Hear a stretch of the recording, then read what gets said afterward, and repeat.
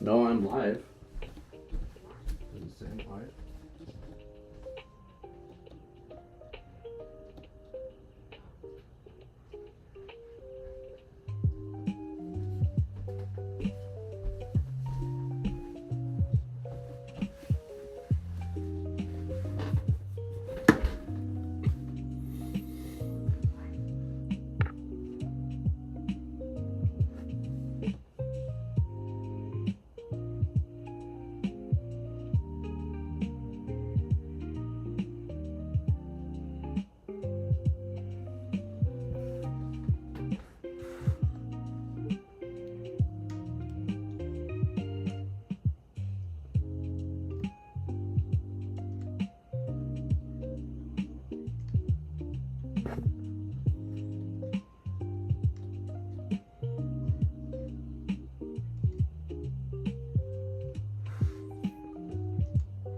What's going on, chat? What's going on, chat? I see 3 people in here, but I don't know who it is or if it's just.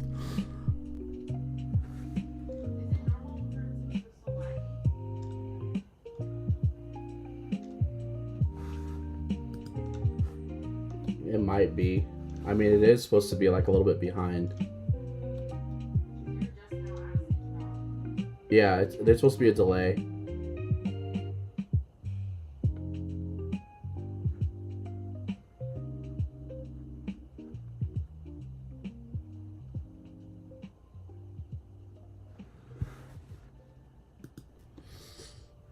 Yo, what's up, chat?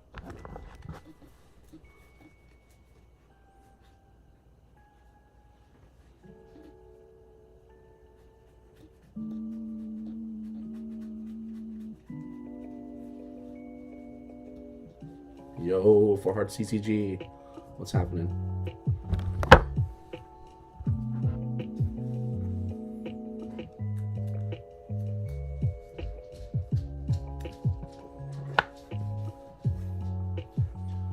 Kind of multitasking right now. I am going through some old decks that me and Okidali have built, trying to see what I can salvage because it's all old meta stuff. And then at the same time, I'm on Instagram, and a friend of mine who lives in Vegas is hitting me up about a vintage collection that his coworker's trying to sell me. So I'm like looking at that. So I'm kind of multitasking quite a bit.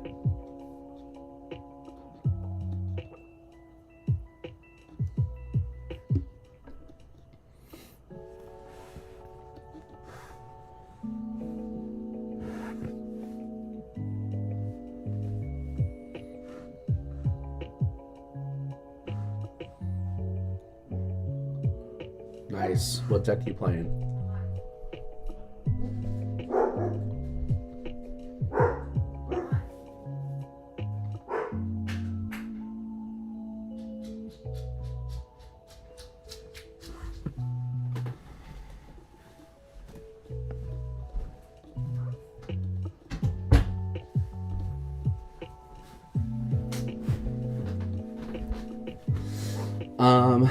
Era I'm looking at. Well, I've got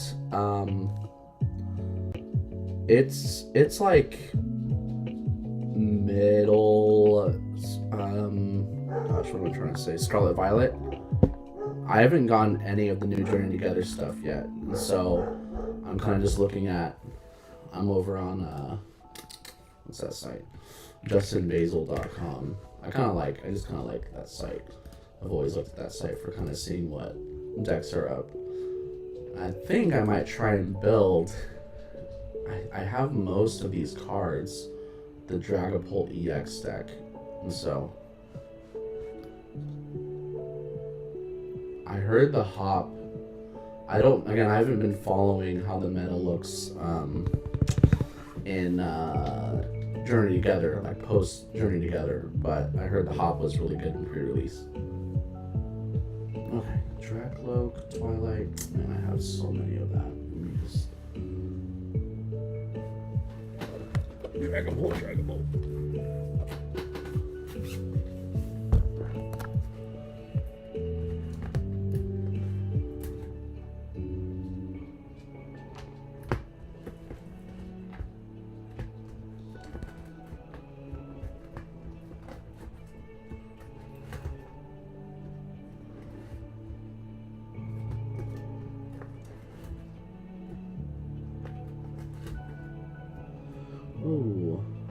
was almost positive I had Dragapult.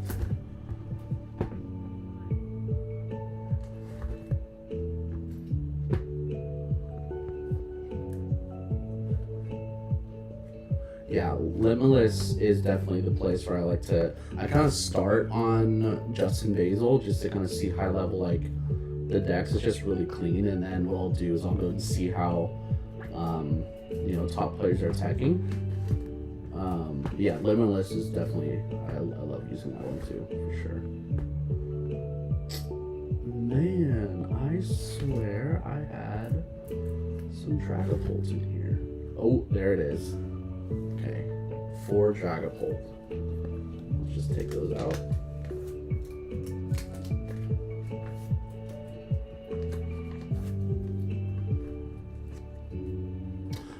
Okay. Crazy. Okay, 4 Dragapults. And 4 Dreepy from Twilight Masquerade. Okay, here we go. Look. We'll see you all night. Oh man, Twilight. I know I've opened so much Twilight. Dusknoir, Duskull, Dusclops, Pheasant, Iron Bundle. Okay, Marvin.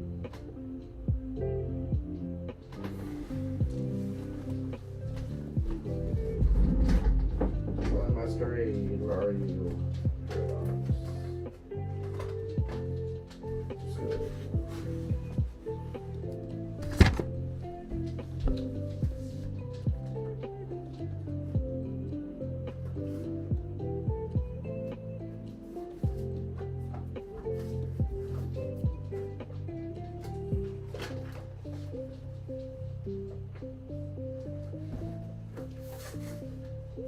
So much bulk.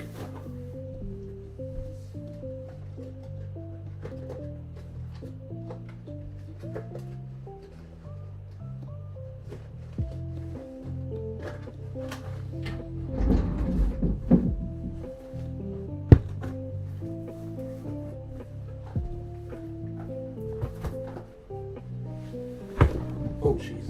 Okay. All right. Dreepy and Dracloak. I gotta have those. Dragon's Ooh, Iron Bundle? Is that the Iron Bundle one? No, it was Paradox. Okay.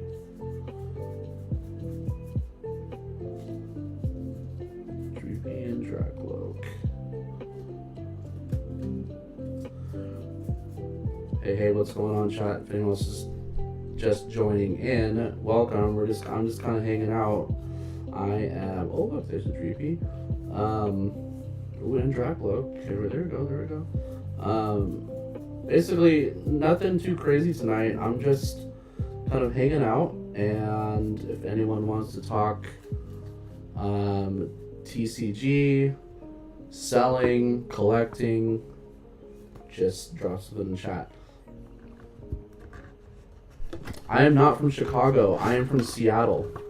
So if you are tuning in East Coast time or elsewhere, it is late for you, so I appreciate you joining in. Yes, I am over West Coast.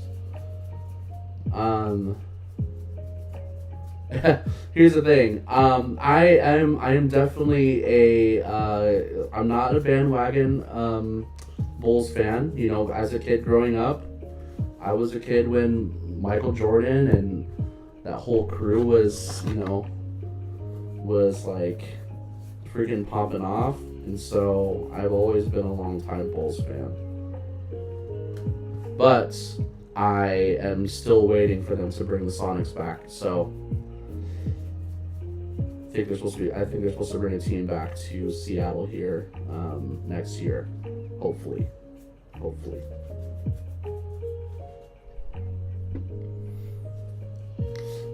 Am I getting the competitive scene? Well, here's the thing. I've kind of been in and out of the competitive scene, and so one of the reasons why I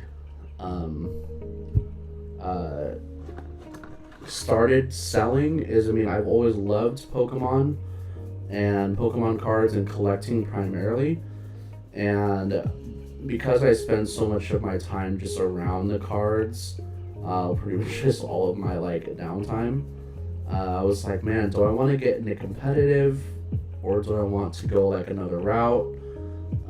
But pretty much, I realized that, like, pretty much for me, it's like whenever I do anything with collectibles, I like to have like, oh man, how do I say this? I like to have like a goal, or just have something with it to keep myself like busy, you know. And so the collecting aspect is fun. I'm not saying that there is an aspect to that, but I kind of like grinding a little bit. And so I was trying to decide, like, do I want to get into competitive? But with my pace of life and just kind of how busy I am, I was just like, I don't know if I can do like going to an LGS twice a week. And usually with my work schedule and everything, I'm like, I wouldn't be able to get there until like, you know, usually the leagues start around like 5:30 or 6, and I wouldn't get home till like 6:30. And so I feel like I would just be like going straight, and I don't think I could keep up with that. So I was like, I want to keep up with it. I love building decks. I play casual a lot. And I played a lot of competitive back in, man, it was like 2011 to 2013, like black and white XY era. And then just kind of collected since. But then I was like, you know what? I think I'll kind of stick to the grind of, or at least I think instead of sticking to the grind of trying to go competitive, I was like, I think maybe I want to go the route of selling, because I had so much bulk.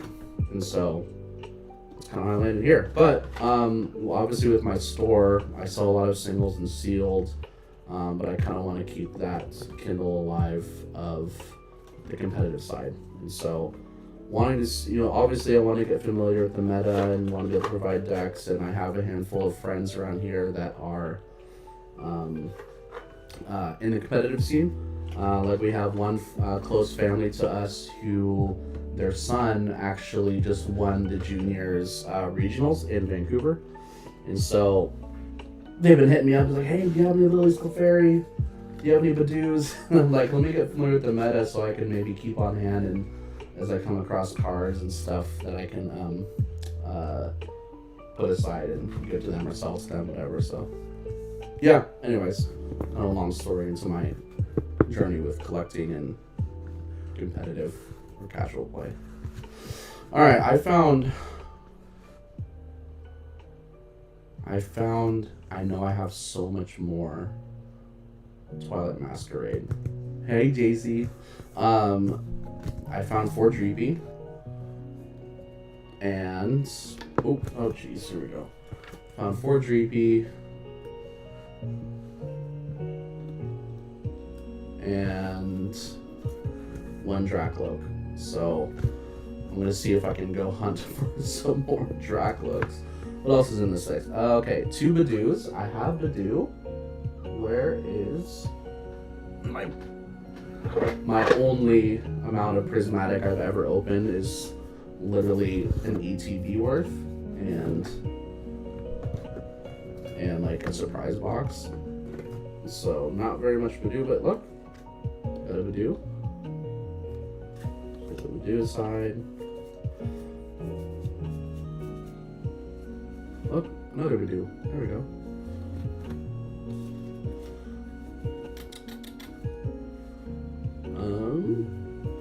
Let's see, what else is in this deck?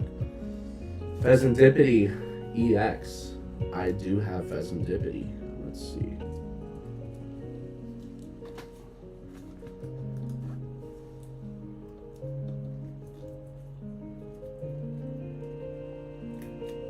There we go. Pheasantipity. Fun.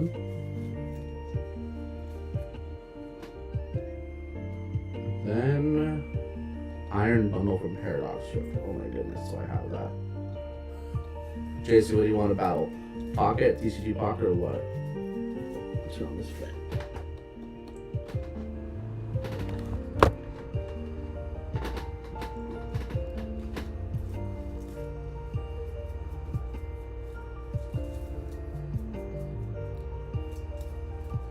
Okay. So Arvin, Easy,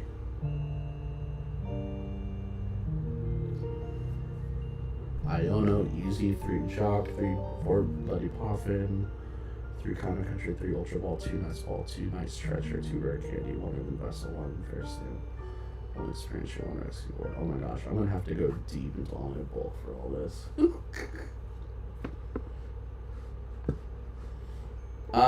Four Hearts, where you from? And Graham, I don't know if you're still in the chat, but where are you from? Are you guys West Coast?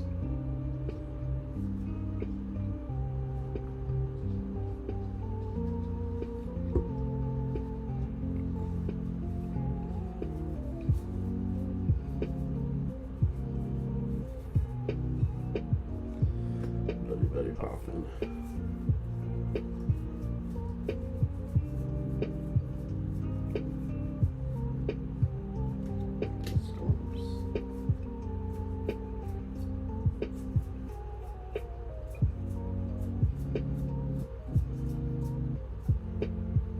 Ooh, reverse hollow Badoo. Okay. East Coast, dang. Oh, okay. Well, then I feel awkward of being like, yo, who's this guy wearing a freaking Chicago gear when you're not from Chicago? Oh, there's another track though, sick.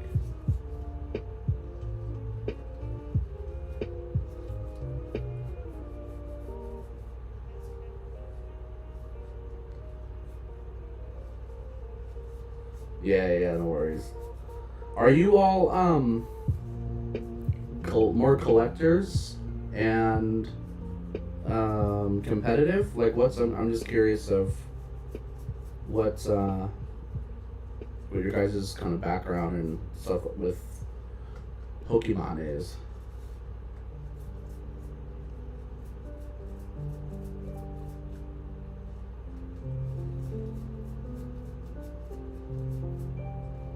Ooh, there's a rescue board.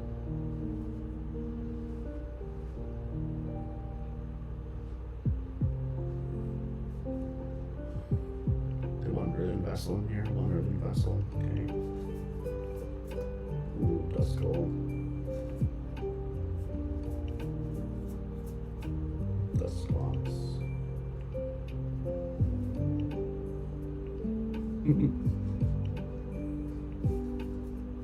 Pokenali is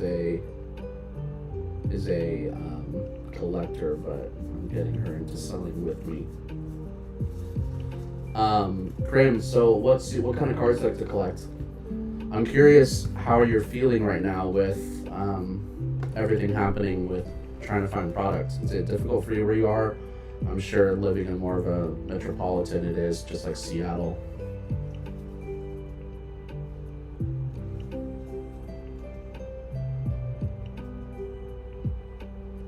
Next TC Pocket for competitive. I grinded on Pocket. I was, when it first came out, I was definitely Mewtwo Guardy all the way through, and then when the mini set came out in like December, I switched over to, oh man, what was it? It was Superior, oh gosh, what was one, Superior Celebi? And I kind of got out of it a little bit because I was like, oh my gosh, this is such a grind.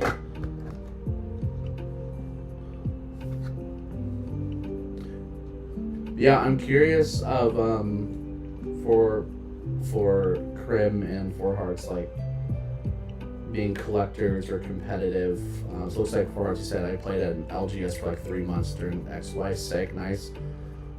Recently started collecting, experimenting with selling, and looking to start getting back into competitive. Nice. Yeah.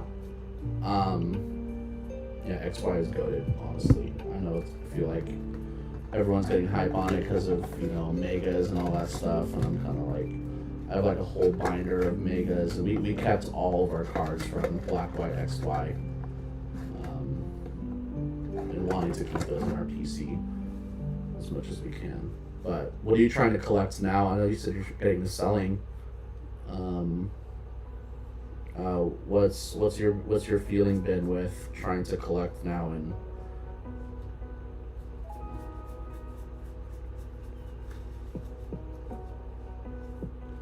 Prim says just singles soft opening pack for Scarlet Violet. Oh wow, dang, that's a long time. I mean, that's very cost effective to not be ripping packs. So if you're doing singles, I'm assuming that you are maybe collecting like particular singles for stuff, or are you like do you do master sets?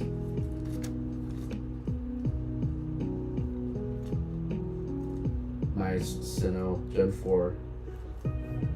Gen 4, I think I only made it to Gen 3 before I got out of it as a kid. Found a couple of, it's funny, of course these would be the Pokeballs. These are Pokeball, Hippowdon, and Hippopotas from Prismatic. Yeah, I got out of it during that time, during the whole mid-era, and so I'm slowly learning mid-era again.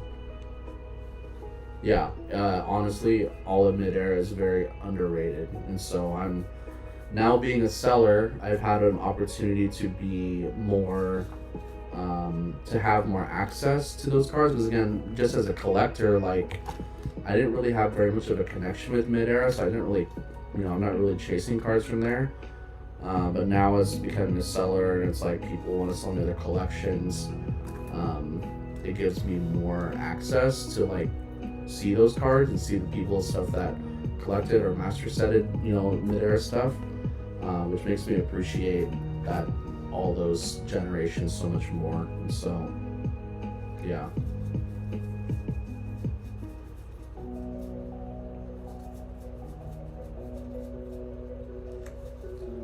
I'm assuming that with the current situation, everyone's probably mainly just buying singles and not ripping too much.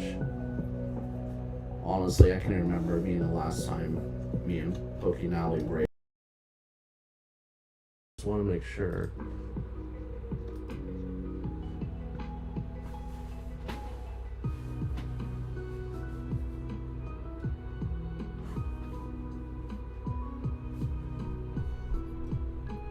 Oh, bless. Okay. Like, it was weird because my computer has, okay, I'm gonna shut down some apps here. My computer was saying that it was able to be streaming, or not, charging without my thing plugged in. So I was like, alright, we'll roll with it.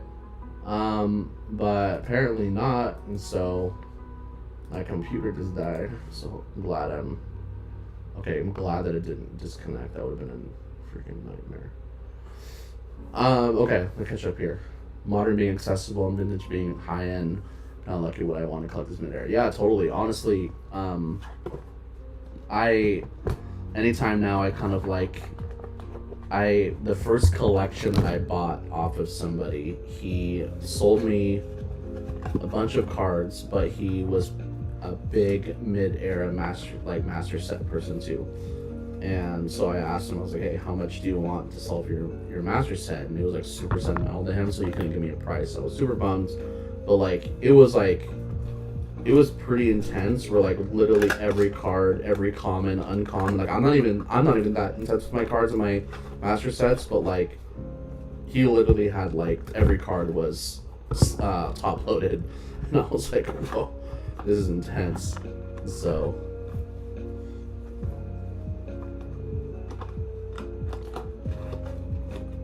but honestly, some of my chase cards are now from mid-era. Mewtwo being one of my favorite Pokemon. I'm definitely chasing Gold Star one day. Pretty much anything from Neo. Well, Neo's still more vintage, WotC, but even like Expeditions and some of the other ones, but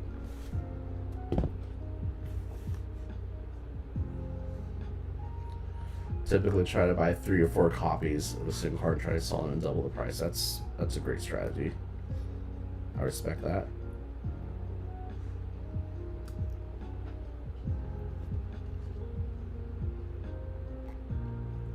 So I would love to do that with sealed. As a seller now, I would love to. Yeah, I would love to be able to buy like a case of ETBs, keep one, rip one, sell, hold one, sell one, kind of a thing.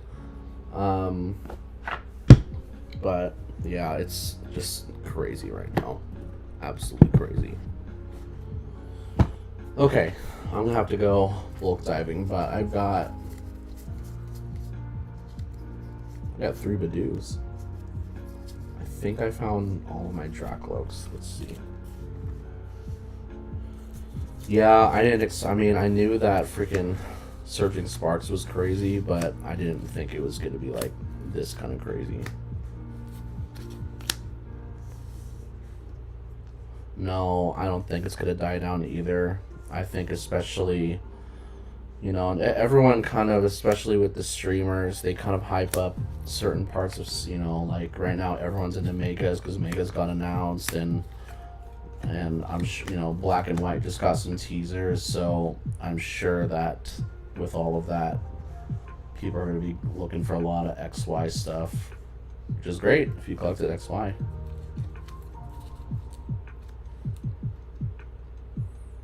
Pokemon nostalgia is hitting hard right now. Oh, for sure. I mean, I keep telling people that Pokemon Company is 100% targeting nostalgia people with money. So I'm like, they know what they're doing. And 30th anniversary is going to be insane.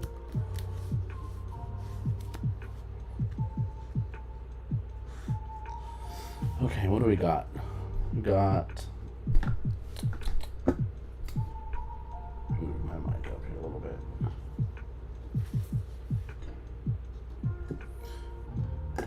If you are just joining the chat, I can't see outside of my OBS window here. Yeah, here's the thing.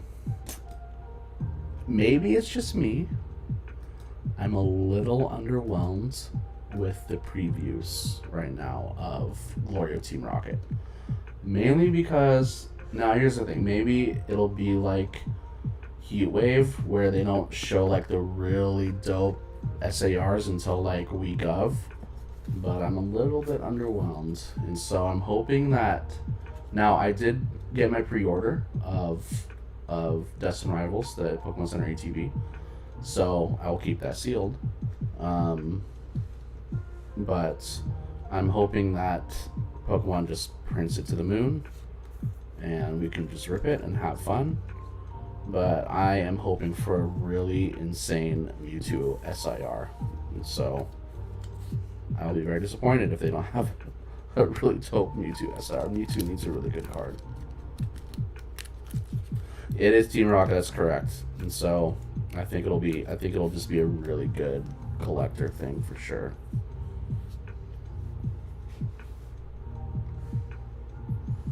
Yeah.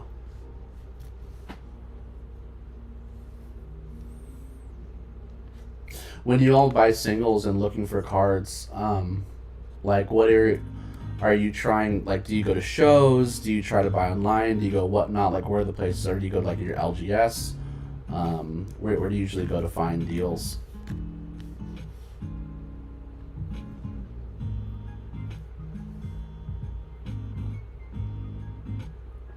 You know, the fact that the briefcase is like a lottery only is kind of crazy. Nice, whatnot, sick. Oh, TCG player, that's right. Oh, I totally forgot about TCG player. Yeah. I've been trying to maybe start my storefront TCG player. I think it's more of, it feels a little bit more of a grind to like keep up with that, especially if like right now I sell singles like on my site and sealed, Japanese sealed, but I try to only sell cards that are like, over $5 if I can.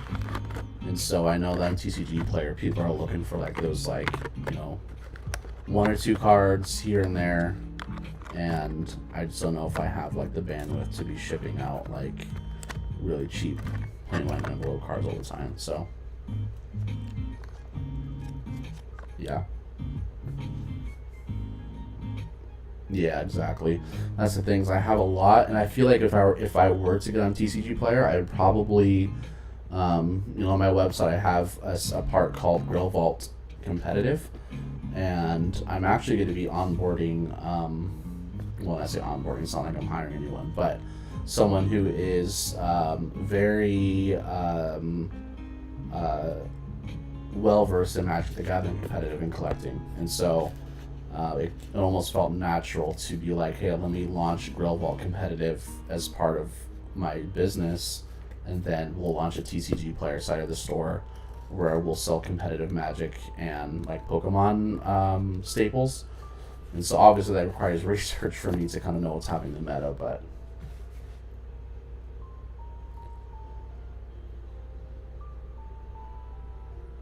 2 to 3 LGSs around me, and they'll open around 2 to 3 p.m. Too late. Yeah.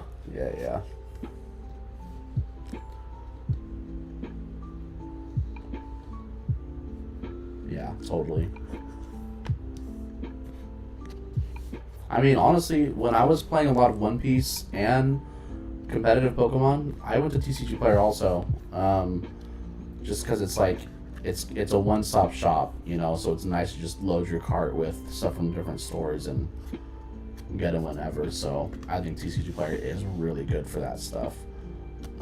I probably don't buy too much of my singles or like collectible singles from TCG Player, but I usually go to shows or collections or pull them. But I think definitely for competitive stuff, it's great.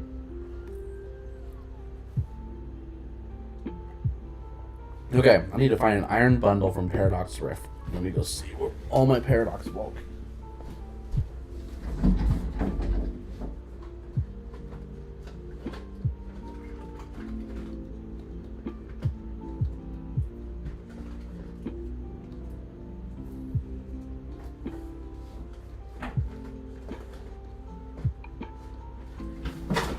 Oh no. Oh jeez. Okay, here we go. Paradox Rift bulk.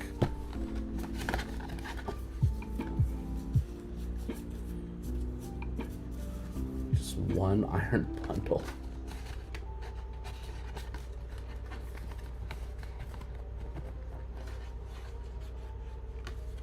Yeah, that is nice. That's honestly what I did too. Whenever I was looking for cards, I was like, which shop has the most of the cards I'm looking for decks so I can buy from them. I just hate waiting on stuff. I mean, obviously my LGS has stuff too, so I could probably get, like I would probably get from them, but sorry, I don't even know if you guys can hear me, but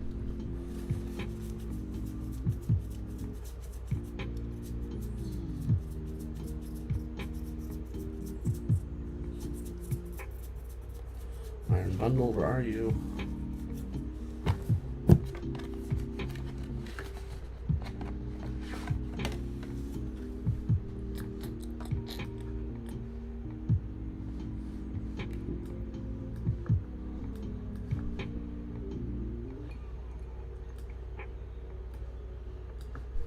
Okay.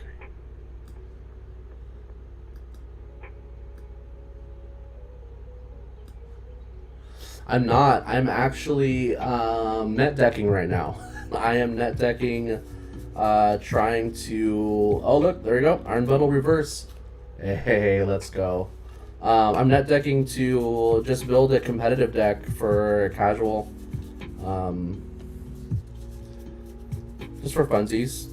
Just wanted to hang out. Not trying to chill on selling tonight because I've been grinding all week. Selling singles, whatnot, all that stuff, and so just wanted to kind of do a chill stream.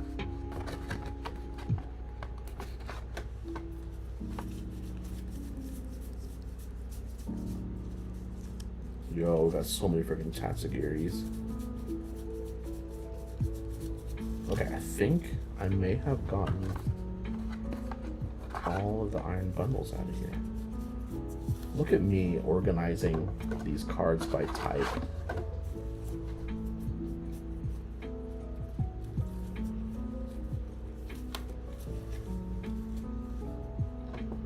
Good job, past Brian, for doing that.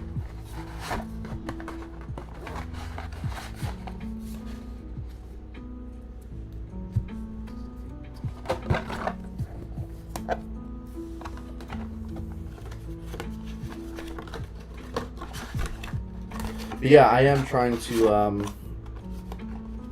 you know, it's obviously with the way things are going with selling and everything getting expensive, I'm trying to figure out like how I can still add value as a seller because there's so many sellers. So I'm just trying to, you know, whether it be through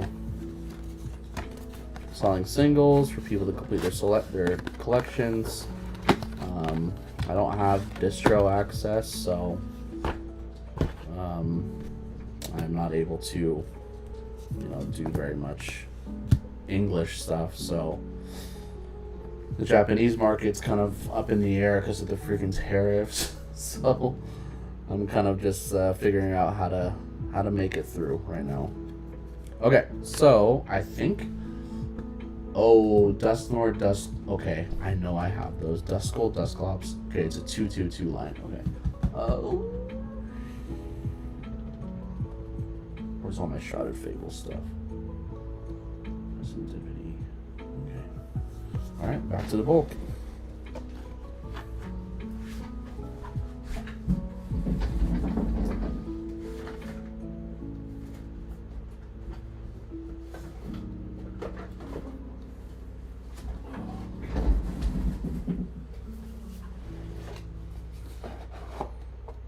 Oh, there's not much bulk in here. Oh, there it is. Let's see. Oh, reverse Dusclops. I love looking at my deck, so if I can get the reverse version of.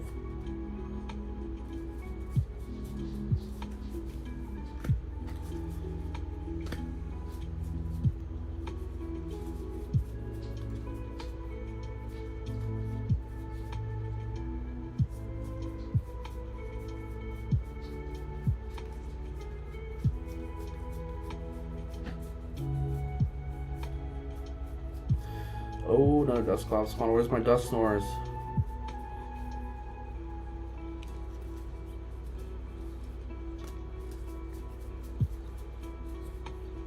There's a Dusknoir. Oh, shoot.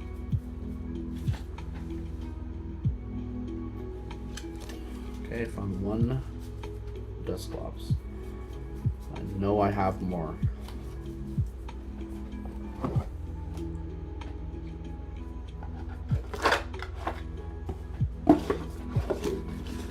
Okay.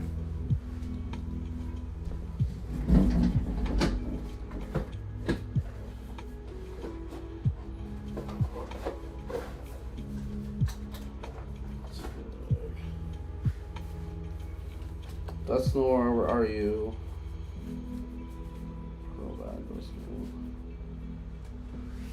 I'm literally just taking out all of the Duskull Dusclops stuff because maybe somebody will need them. There's Dusknoir. Let's go. Nice stretcher. Dusclops. Dusknoir again.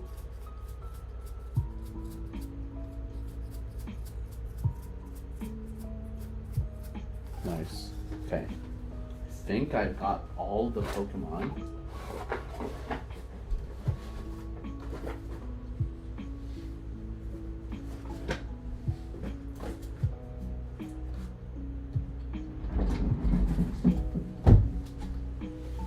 Okay.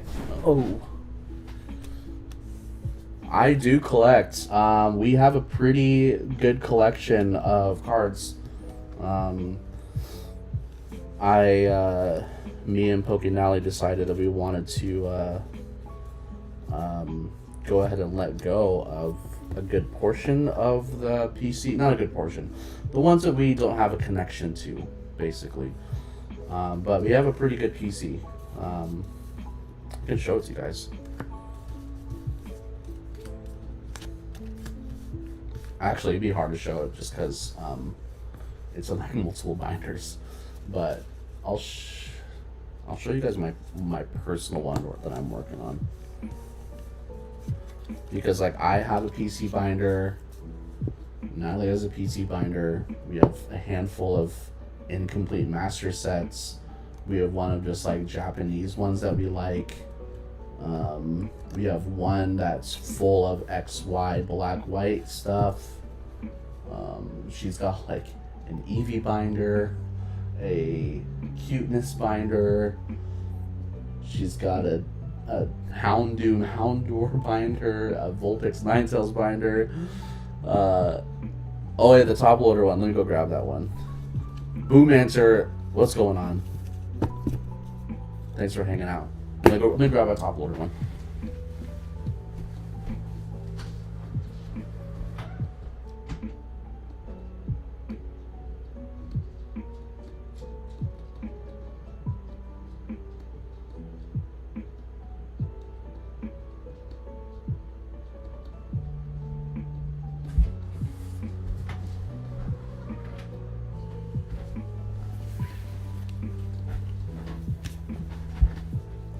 Okay, let's see here.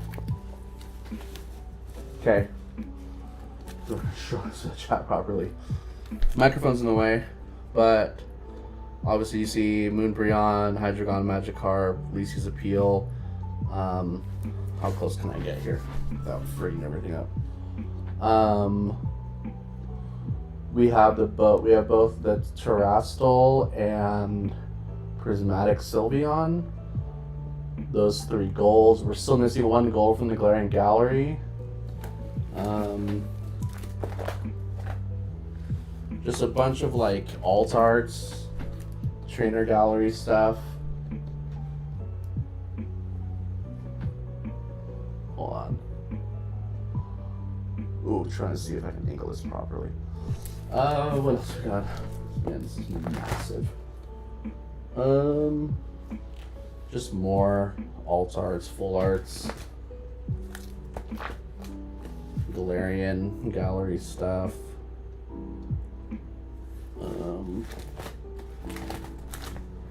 Yeah, we kind of cleared this out.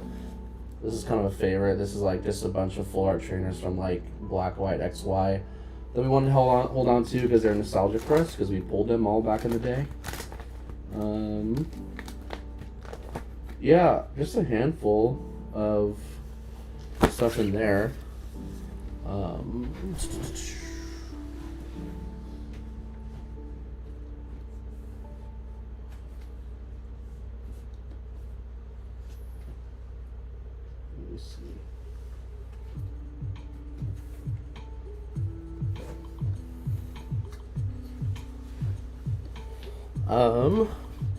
This is my PC.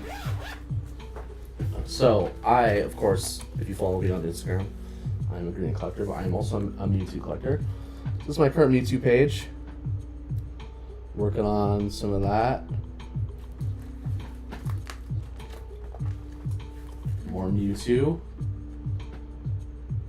I am still ways away from master setting Mewtwo.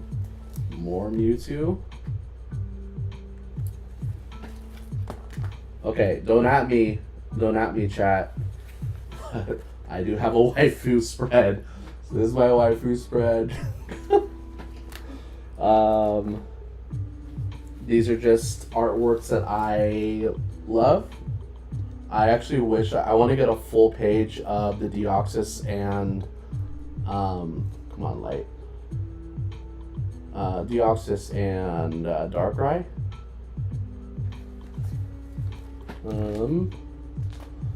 I just recently, I'm starting to collect Nakamura Ippon's artwork. So they are the ones who did these ones from Journey Together and Heatwave. So I'm wanting to collect all of their stuff. Get them in the Master Ball variation, Pokeball variation. Okay, then here's my slowly growing, Greedent collection. So there's like the shinies, Greedent shinies. I need to finish out, obviously, this spread of the Alt-Art Greedent. Full Art Greedent, need to complete that one. This is a full spread of Greedent VMAX. No worries. Another full spread of just Greedent V's.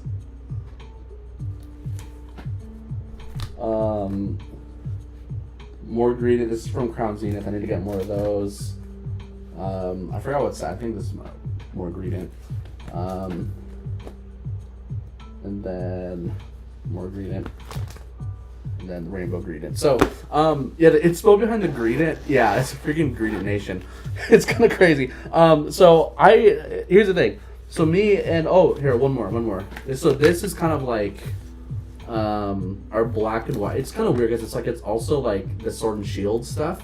But here is a bunch of EXs and, full arts from Black White. Here, let me fix this light because it's kind of crazy. Oh, sorry, y'all. There we go, a little bit easier to see. So those are some Black White XY stuff. Full arts, secret rares. Oh. Just more full arts, megas, all the juicy stuff, all the hype people want right now that we are not selling. Here we go. Yeah. So I can just peeking over. Let's see. More Black White XY. Even more. And then we kind of get to like full art Sword and Shield stuff, which is not too crazy, but you know, we kept one copy of each card. So yeah, that's like part of the personal collection. You know, I definitely have some like master sets we've been slowly working on. We have like a whole binder just of all the illustration rares, because we want to have one copy of every illustration rare that whenever we pull them. Yeah, anyways, that's kind of just a little peek on the collection. I wonder if here. There we go. Give me some more light. Yeah, the Greedents. Okay, so here's the history with the Greedents. There really isn't anything crazy. Me and Natalie one day, we went down into the city, into Seattle, and there's a really, like the flagship, it's like the flagship TCG store for Pokemon in the Seattle area called Tabletop Village. And so we went in there, and what we like to do sometimes is we like to just go in the city for like a night, and we'll always, because Tabletop Village is in the International District in Chinatown there, and so we always like to go there. And then there's a Japanese market grocery store called Wajimaya that we love going to also. So we always hit those two spots, and we have a hotel that we have like always stay in the city. So we were there a few weeks back, and we were going through like their like bulk rares box. It was like a $1, $3 box, and we came across the Greedent V full art, and I was like, this is the derpiest looking Pokemon I've ever seen. How have I not seen this Pokemon before? So I think what I did was I bought, Natalie bought one and I bought one, and then I started looking up all the Greedent cards, and I was like, oh, the Greedent's derpy in every card. And so it kind of started this whole thing of me wanting to collect all the Greedents. One, because they're cheap, and two, they're cute and derpy as frick. And so yeah, ever since then I posted that Greedent video, and now people hit me up and they buy cards for me because they saw my Greedent video. And I was just like, I'm glad that, you know, I started my socials to, you know, get myself out there as a Pokemon card seller. And so I was just kind of bummed that my viral videos were like not related to selling, but they ended up just being good marketing things for me to let people know who I am, which was great. And so yeah, I'm trying to like have a whole binder full of Greedent. Like right now that binder is like in my personal collection of other stuff, but I was like maybe if I can one day I'll just have an entire Greedent binder of the alt-art Greedent, which is only $10, so it's like affordable, but you know, it's like $10 when you think about like 360, you know, pocket page binder. That's $3,600 for Greedent. So I'm kind of like eventually I'll get all the greeting, but I'm trying to get people to send me their greetings right now. So, um, but yeah, I am the greeting guy, so I have been called that a couple times. So, the greeting king.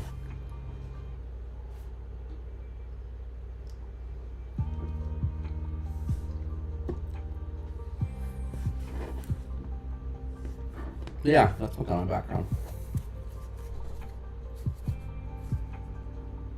Okay, Duskull, Dusknor, Dusclops. Okay, Duskull. Double reverse Duskull, sick. Dusclops, Duskull.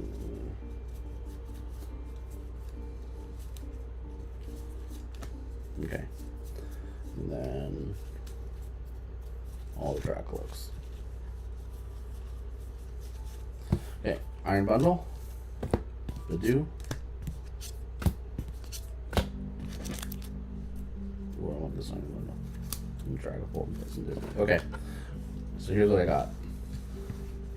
I need to figure out what this actual strategy of this deck is. But okay, so here's what I got. I got the Dragapult line, four Dragapult, 4 Dracloak, okay, and 4 Dreepy. There you go. 1 Bezendipity EX, 1 Badoo, 1 Iron Bundle,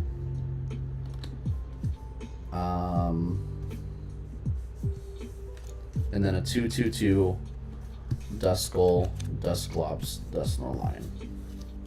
So those are all the Pokemon. And then I'm gonna figure out all my trainers. Let's see.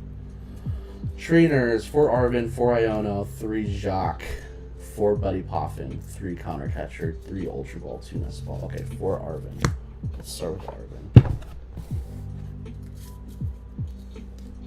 But hey, you know what? I'm not mad that I'm the greeting guy. I'd rather be that than, you know, I don't know what would be worse, but could be worse.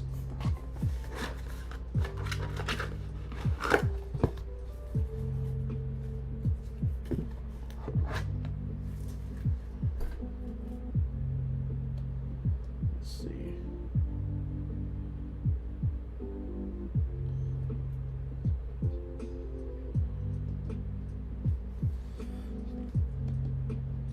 Iono.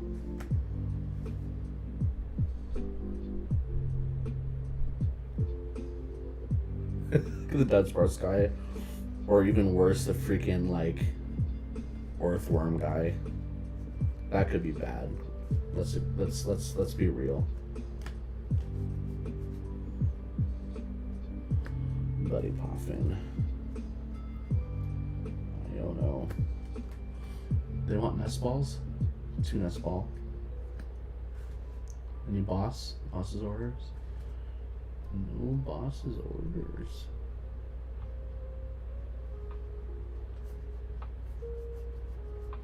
Nest ball. Oops. Ultra Ball. 3 Ultra Ball.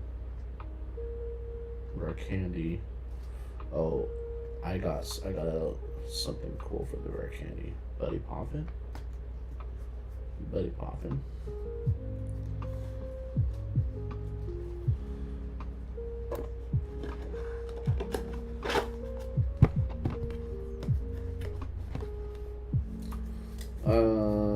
Yo, check this out. Check this out, chat. I'm going through some decks. Here's a deck that Natalie built recently. Oh, look at this. We got that illustration rare. Oh, shoot. Timber in here. we kind of almost played expanded. I let whenever me and Natalie would build decks, I let her just kind of like build expanded decks, and it's funny because she literally has a gold potion from XY in here, which is so funny.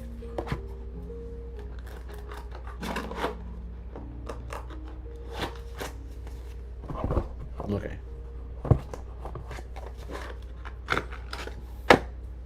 Yo, check this out. Okay, only in a world of us being mainly collectors and TCG players would we have a deck full of these Charizards. Look at this. Two gold Charizards. Look at that. Whatnot, people would go crazy for that. 2 Charizard V-Star from Brilliant Stars, Charizard V, Obsidian Flames Charizard. That's so funny. Oh, only in that world. Look at this. Here's an old one, Fighting Fury Belt. That's a fun card. Great item card. Oh, does anyone remember? Okay, and XY. Skyla. I love Skyla. Switch your deck for a supporter. Woo.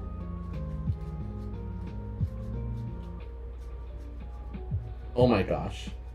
Yeah, no big deal. Just a freaking... Just an SAR or SAR here in this deck. Crazy. Crazy.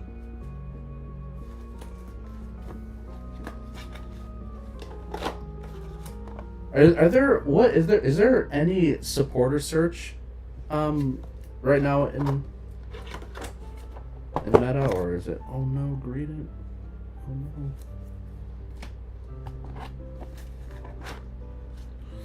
Okay. It's good. Let's get organized here. So 2 nest ball done.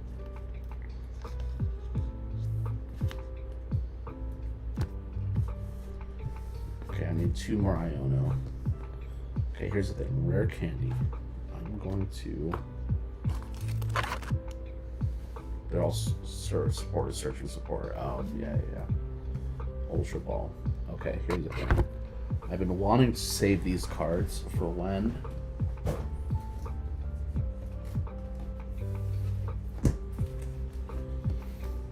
This is technically a binder of cards to sell, but it's just a bunch of like trainer cards, gold trainers, lots of gold trainers. Maybe most stuff out of play, but in here,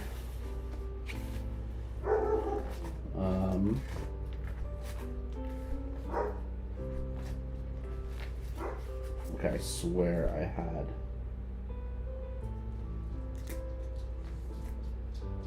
I'll just throw a gold nest ball in here just for funsies.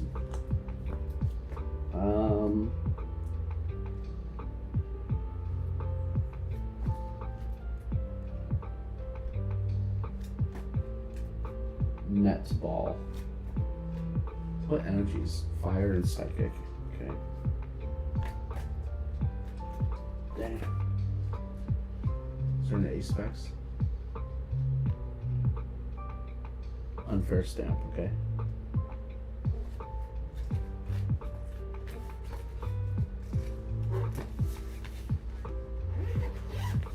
Oh, that's right. Luminion was the search supporter. Okay, where is...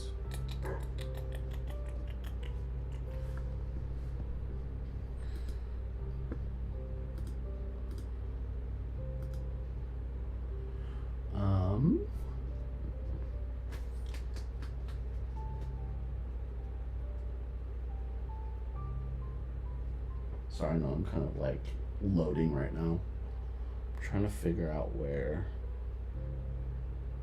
Oh, yeah.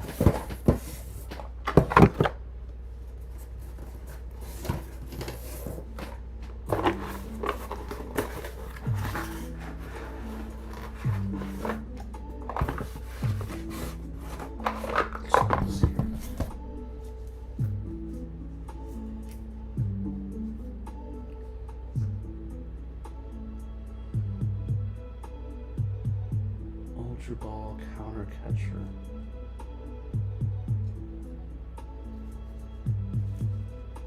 Personally, I love the older A specs better than the new ones.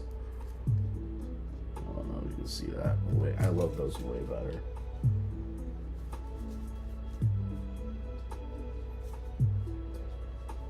Here's a throwback. Just random, some mid-era e-reader style energy cards.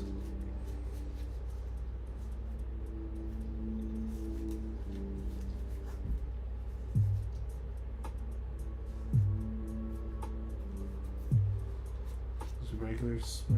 No.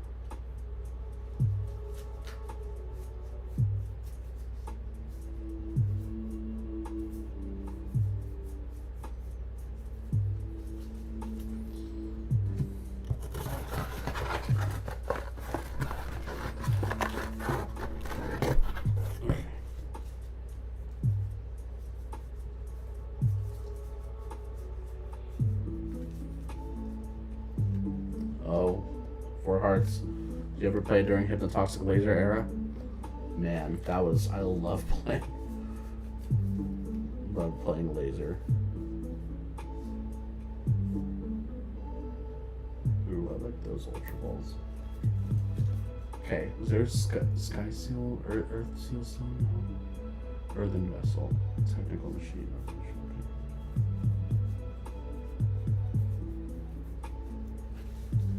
Hop.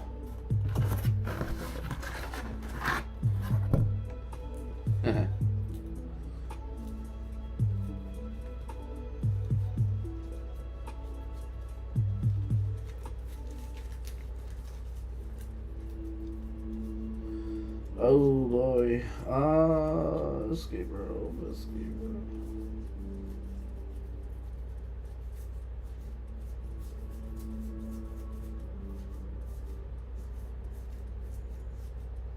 Oh, here we go. Here, this is what I was looking for. I'm hoping I have another one of these. Old, what set is this from? 2006? Hold on Phantoms, Rare Candy. Definitely gonna throw that one in the deck. Hoping I have like another one like that in here.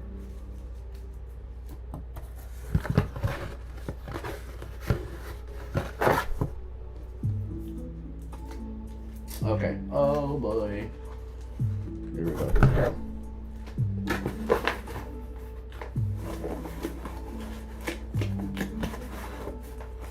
Oh gosh. Okay.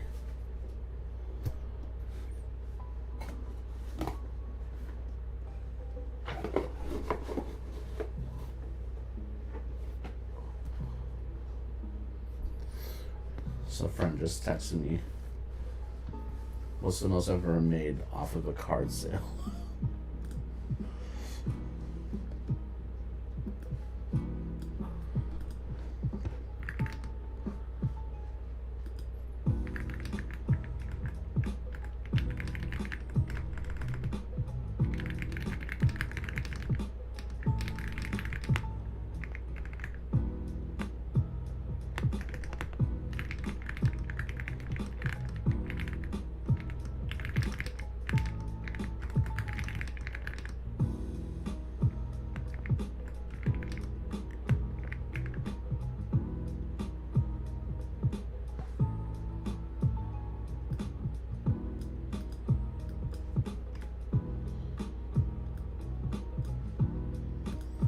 Someone was asking me what's the most I've ever made off of a single card sale. A friend just texted me. I'll just tell you guys. Most I've ever made off of a single card sale was I sold a PSA 10 All Day in Fates Charizard SIR for about $550. Price has probably gone up by now. But at that time when I sold it back in January, that was about market price for it. So, fun fact. It's the most I've ever sold. One thing, I don't know if anyone here are vintage collectors, but tomorrow I'm going to be purchasing a massive vintage collection. And this individual, it was their personal collection that they are just wanting to offload. and had like first edition PSA 6, I think it was. Umbreon from Neo, goodness, what is that? Whatever one that Umbreon was in first. Umbreon. Yeah, here's how much I profited. It was great because I pulled the card out of the pack, and sold it for $5.50. I sent it into PSA, paid the $50 tier, came back, so made like $500 off that. Yeah, which is why I'm just like, okay, I need to grade more. Obviously, I need to get 10s, but yeah. Oh, Master Ball, dude, freaking so sick. Yeah, I try to stay pretty disciplined on my margins. Obviously, like if I take, I can kind of like take a hit here and there if I am up, in one place versus another. But I am average about 15 to 20% on my margins, which is really great. Yeah, first submission. Yep. And honestly, I haven't done very many submissions since. I have bought in slabs and sold, but just because, what was happening with the market, I was like, ooh, I'm going to kind of see, especially because like PSA raised their prices. And unfortunately, I did send like 13 cards in a slab. No, it's not slabs, to tag at the beginning of March. And I sent it in right before their whole turnaround times went crazy. And I've got a handful of good cards in there. I got like Jesse James Full Art, Umbreon SAR from Terrestrial, Venusaur SIR, Mewtwo V-Star. A lot of good cards. So I'm really bummed that because I paid for like the 50-day turnaround. And now we are sitting here at April 10th. So it has been 6 weeks. Bummer. And so with that, I don't know how much tag cards or slabs value. But alright, on some more trainers. I'm just gonna throw in this gold nest ball for the fun of it.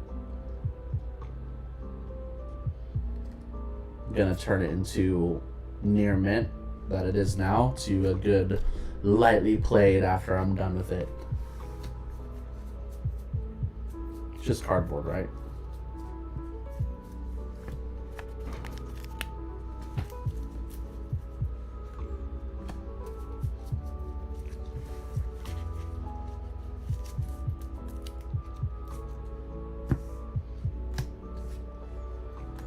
Okay, what else we got here?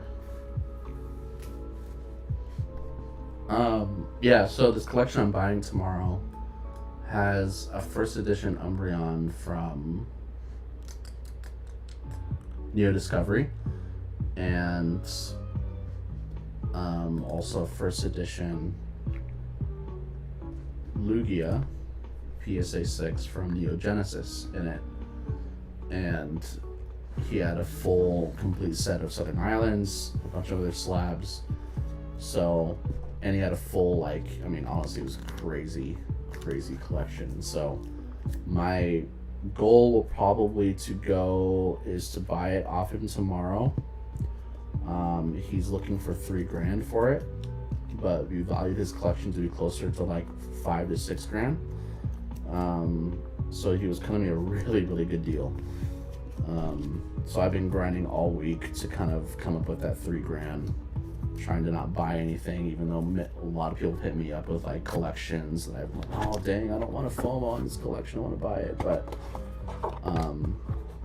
basically the slabs alone, if I can flip them even at 15%, basically what I'm gonna do is I'm gonna go to a show tomorrow or on Saturday and try and flip all of the slabs that day and try to make my money back.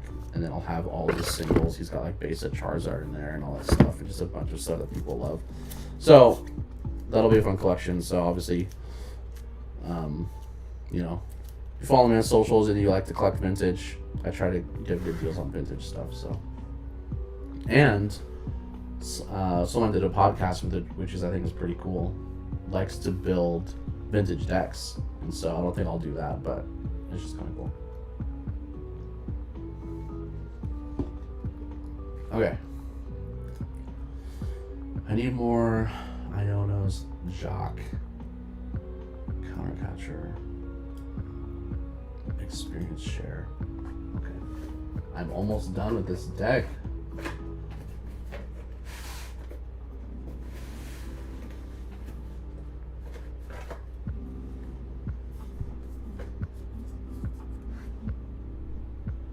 Yeah, he did. Oh, there's Arvin.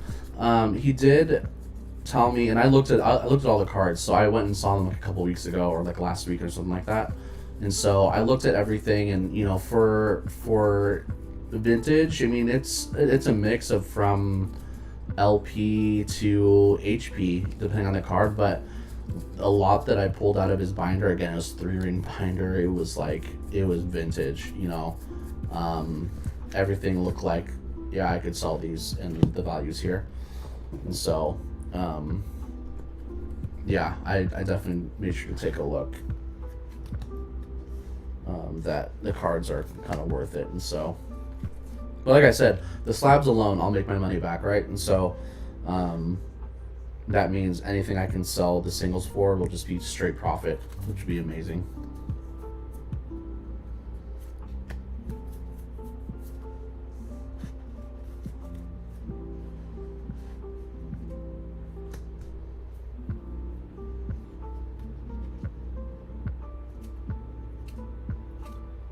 Ooh, that is rough. That is rough. You know, my first collection I bought was around the same. It was $1,600, and kind of in the same spot where, like, looking at most of the cards, they were definitely LP, MP. But the good thing was Whatnot was actually a really great place to offload all of them. You know, like, when you buy a collection, now of course you said you valued it near mint, and so I kind of took the risk on my end, and I was like, he had like a complete set of celebrations that I haven't flipped yet. I'm trying to decide if I want to keep it or sell it. And he also had just a handful of higher value cards, like the one that you got. Like, there was like one was the Mega Tokyo Pikachu poncho. So I went and sent that in the tag. I wish I was sending a PSA at this point, but those high-end cards alone would have paid for the collection. And in it, he included a full case of sleeve Twilight Masquerade. So 144 packs. I, for the most part, sold all of those. So I definitely made my money back selling all the singles, which was great, because there was definitely some hate on socials for a little bit of people saying that it's just a bunch of bulk rares that no one wants. I'm like, oh, guess what? People bought them, so.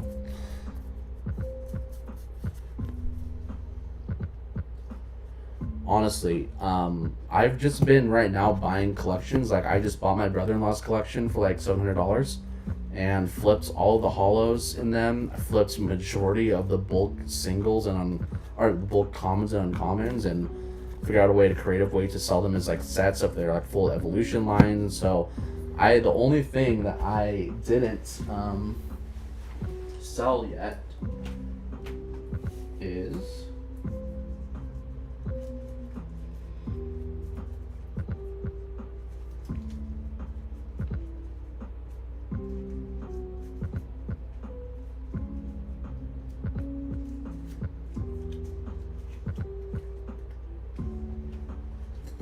thing I didn't sell was this absolutely mint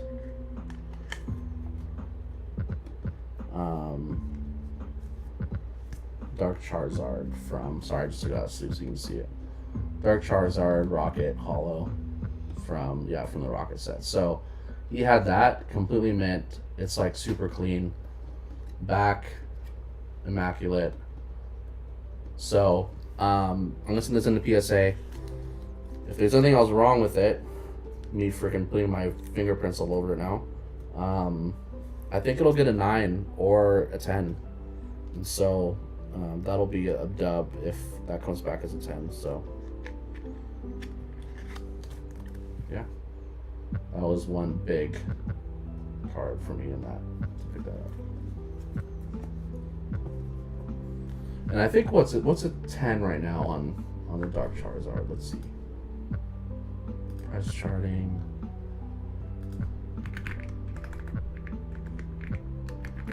Dark Charizard. PSA 10 for a Dark Charizard, not first edition, is $2,100.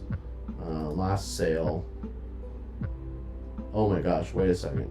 One just sold on April 2nd, for $2,500.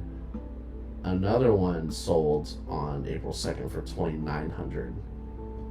That's insane. I know. Oh man, there's part of me that's like, should I just keep this? And I'm trying to like do like a master set of the base set, and the fact that I'm getting a Charizard tomorrow, I'm like, should I just keep the Charizard? I can make money other ways.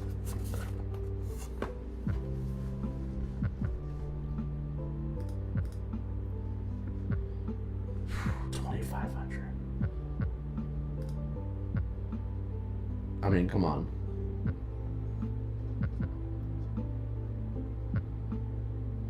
Man. Crazy.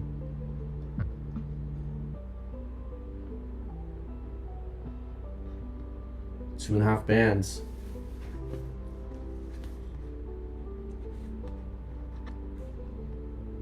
Let's see. What am I missing here? Okay, I need two more. I need two more Arvins. Arvin. Oh, there's Jacques. Gonna finish this deck tonight, Chad. I'm gonna finish it. Rare candy, okay. Oh, experience share? Did I see experience? Oh yeah, experience share. Let's go experience share. Yeah, 100%. Jacques, 3 Jacques. Another Arvin.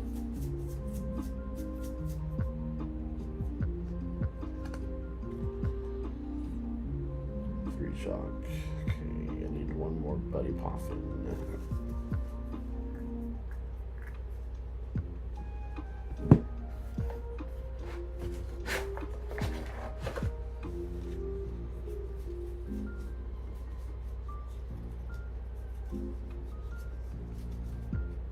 Ooh, reverse night stretcher. Dude, people freaking love these. Let's see.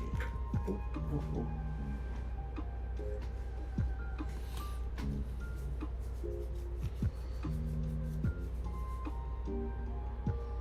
Oh, technical machine.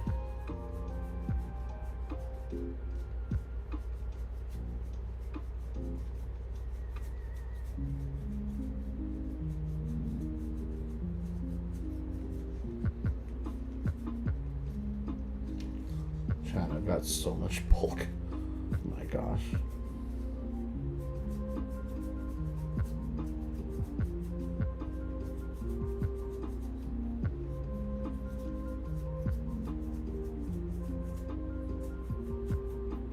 Cybermaniacs code breaking? No. Do you want that? Counter catcher. Oh wait, future ended. Nope. Okay. Oh, new person in the stream. Hello, Suyuki. Do you think they'd likely sell at shows if you? Do you think they'd likely sell at shows if you vendor? Can you? I'm not sure what you're asking. I like talking about vending shows, so maybe you can clarify what you're asking. How profitable is it to sell bulk EXs or Vs? Oh, how profitable is it? Here's my take on profitability. I'll kind of turn. My take on profitability when it comes to any cards is not so much. Okay, I'm gonna take that back. For example, that scared me. My gosh. Uh, when you're okay, here's the thing. You can sell them at shows and just have a binder full of them, because I think that there's going to be people who are going to those shows who are looking for cards like that for like master sets, or they like cute cards. I'm just thinking the way I would collect, because the last show that I attended here in the local area, I went as a collector. Like, that's kind of weird to put it. Pretty much, I didn't go as a vendor. I didn't vend the show. I wasn't going to buy for my business. I literally was just there to find cards for myself. And so what I ended up doing was, like, most of the cards, sure, I wasn't looking for the big SIRs. I was looking through the binders for, like, gradient cards, which were, cheaper EXs and whatnot. And so I would say you probably won't sell all of your basic Vs and EXs at a show, but it's good to have them out for collectors, and you'll probably sell a good handful. Where I feel like I've seen the most success is going to be places like, probably like TCG Player, even though I've never sold on there, or Whatnot. I've sold a lot of those cards on Whatnot, mainly because I figure out a way to sell them as sets, because a lot of them are going to be $1, and you're either going to sit on, your cards, or you're going to sell them. And so for me, if I sold 3 for $1, it wasn't that big of a deal for me, because I'm moving cards and I'm selling cards and I'm creating new customers, So I would say if you have a lot of those, it's best to kind of figure out a creative way to sell them as sets with others, rather than try to sell them individually, unless people are looking to complete sets. So at least that's my that's my experience. So yeah, counter catcher is sick. Four Heart said, they do good in Whatnot auctions for sure. Technical Sheen, ooh. De-evolution? Come on. Crisis Punch. I'm almost done. Technical Sheen, Blindside, Evolution. Choice Spell, Bravery, Charm, Crisis Punch.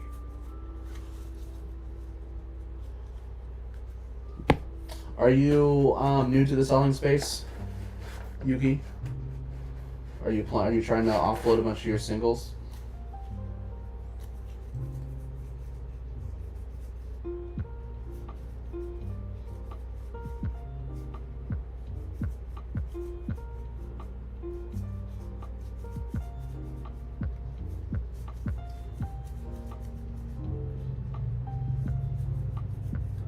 This is from Zelda. Kind of reminds me of like fishing in the pond in Ocarina of Time.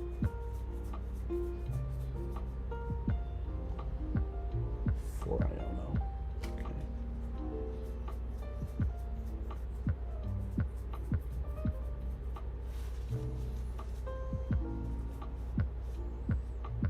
Paradox Rift. Would vendors be willing to buy lower in collections like V's and EXs?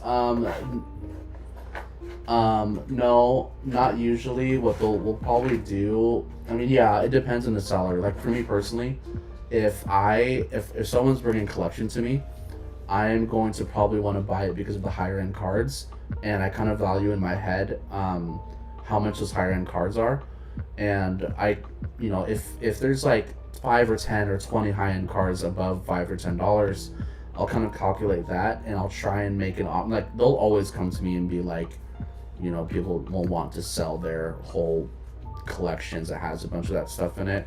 But I try in my mind to make an offer of what I know I can sell off of it, and knowing that I'll probably sit on the others unless I get creative with how I sell them.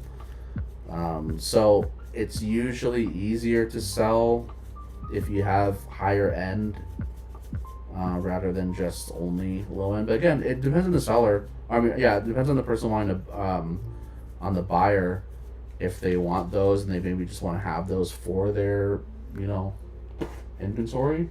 Then yeah, people would. Yeah, I would definitely say, yeah, if you're trying to sell them, you could also put them up on TCG Player, put them up on eBay. What you could even do is if you just have a lot, put them up on eBay for like, say, hey, this is like a bunch of bulk EXs and Vs, and you know, assume that they're all going to be $1 or less, and just like, you know, if you have 100 cards, put it up for like $20-$30. You know, it's if you're not that tied to making sure you're making your money back, that could be a great way just to offload them. I think that's probably what I would do, honestly. Like one thing I am going to do in the future, mainly with Japanese, is, and I can do it with English. I mean, I'm going through like hundreds and hundreds of cards right now. Like, what I'm looking down at is like stacks of these are just trainers right now. But basically, what I was wanting to possibly do is make a bunch of bundles where I'll put like, you know, and again, it's how you get creative with selling. And so, like, if you have a bunch of like regular commons and uncommons, for example, you could make a little like cute bundle of like 100 cards and put 5 or 10 V's and EXs and say, hey, it's just a bulk lot of cards with rare cards, and then you can, you know, offload a bunch of your regular bulk and put some, you know, like parents love getting those for kids. I'm not saying that you'll make money off of it, but it's a good way to sell them where it feels like, you know, people will want to actually buy versus just listing them individually, which I think if you try to list them individually, you'd probably lose money. So I would figure out a way to like bundle it with stuff. But again, I'm going from experience of being like, if I was in your position, that's probably what I would do, is I'd go through all my bulk, I'd create little bundles of just commons and uncommons. I wouldn't put any duplicates, and then put like 5 or 10 on top and charge $20 for it, you know. Yeah, that's just me though. If anyone else has any other creative ideas, feel free to drop it in the chat. Ooh, counter catcher. Okay.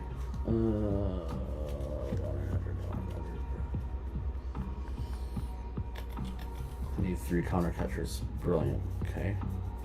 There's the third one. Ooh, Earthen Vessel, reverse hollow.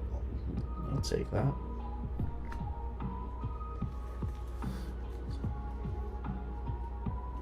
Yeah. Make bundles, honestly, and sell them that way. That way, people will actually buy them, and you're not sitting on them, and you'll make money that you didn't make if you didn't do those. So.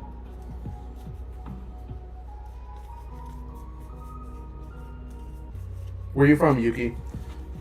How long you been? Are you a collector mainly, or you just started selling? And what's your background?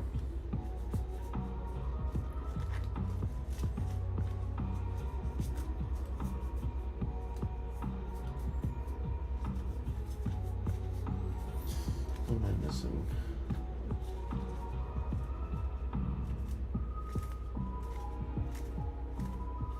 Okay, I know I have a rescue board already. Where is that rescue board?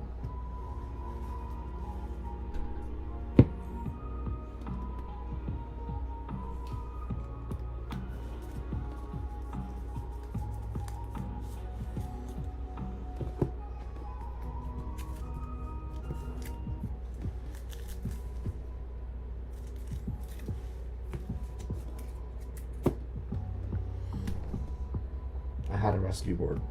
What the heck is it? Mainly collector, used to be an enduring XY. Another XY era person. That's legit. Came back during prismatic hype. You either came back at a great time or the worst time. Welcome back to the hobby. Yeah, it's a crazy time right now. What do you like to collect the most? Are you doing master sets? Are you doing just single cards of a certain Pokemon? What's your what are some of your collecting aspirations?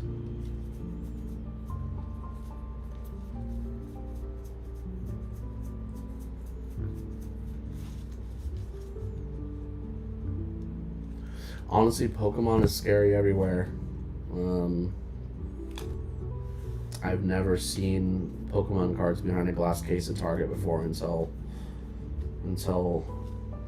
recently. So it's pretty grim everywhere for sure.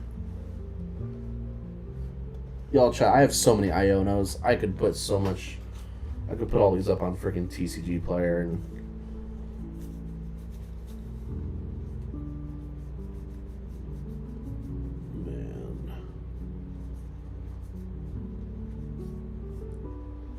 Okay, I swear I had a rescue board. What the heck?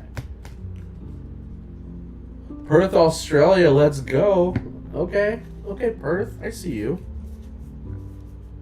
What time is it over there?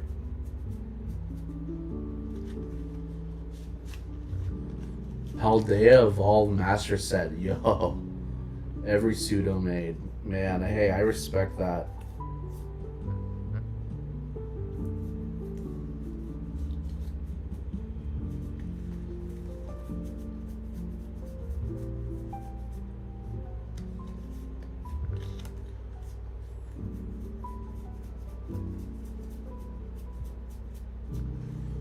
If you are just hopping in the chat, I am building myself a little deck for the TCG. I'm almost done. I just have a handful more trainers. 1 p.m. is not bad. It is, what time is it here? 10 p.m. here. Should be going to bed soon because I've got a chiropractor appointment in the morning. Gotta drop off my car to get the tires changed on my Subaru. Yo, if you own a Subaru, man, it sucks getting your tires changed because you have to change all of them. But I'm down to hang out with y'all for a little longer. Looking to master set journey together, but it's tough to start another when you're up. Yeah, I mean, that's kind of, I think that's one of the cool things about Pokemon. It's like there's always more to collect and there's kind of never a stopping point. Yeah, that's kind of what I love about the hobby is never a dull moment. Never a dull moment.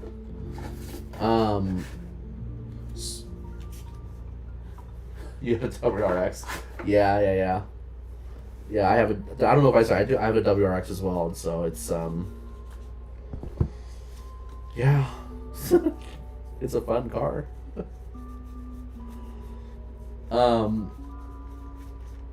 What do I like to as a collector?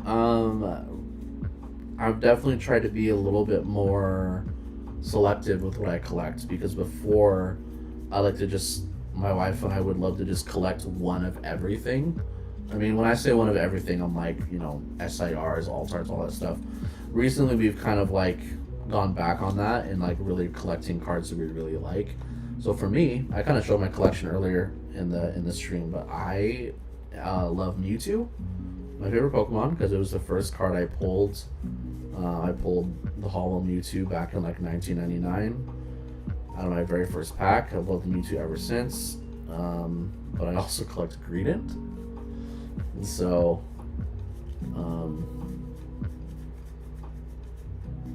yeah, those are the two main ones. And now I don't know what turned me onto it, but I do love Umbreon, but I think I've taken to loving Jolteon more. And so when I go to the show I'm going to on Saturday, I'm definitely looking for a lot of Jolteon.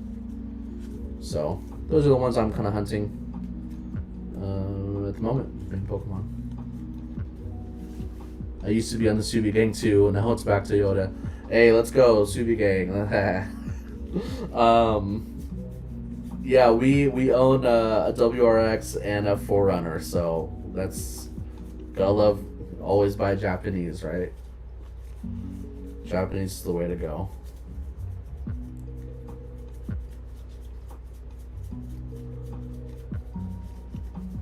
Hey, Cam. What's up, homie?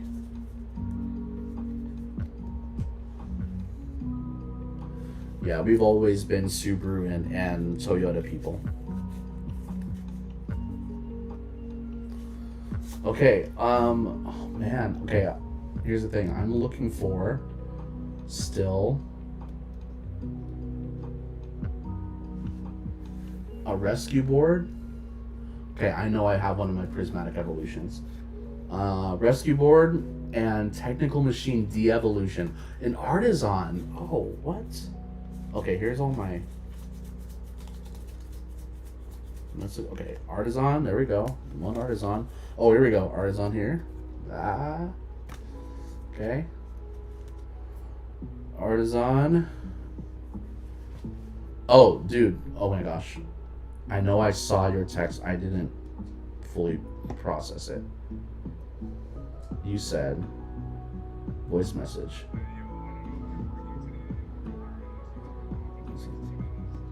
Ton of 3-pack blisters to journey together. Oh.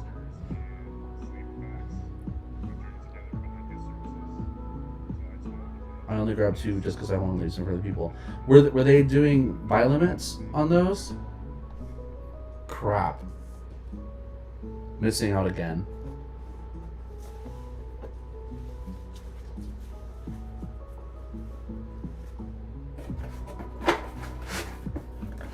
Yo, okay, here's the thing. Oh, so funny fact. Me and my wife, we go to the chiropractor, and our chiropractor is kind of like this like inside joke, not an inside joke thing, but it's like a funny thing that all of the people, all the dudes who work in the physical therapy part of the office are all like Pokemon collectors.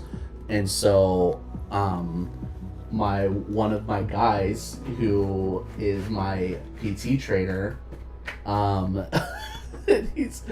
he apparently got a couple of Journey Together boxes at pre-order, and he's been saving one of the boxes for us, and so he keeps forgetting to bring it, but we were supposed to see him tonight, so I can finally... We have not ripped a booster box of Journey Together yet, because I'm not paying above MSRP.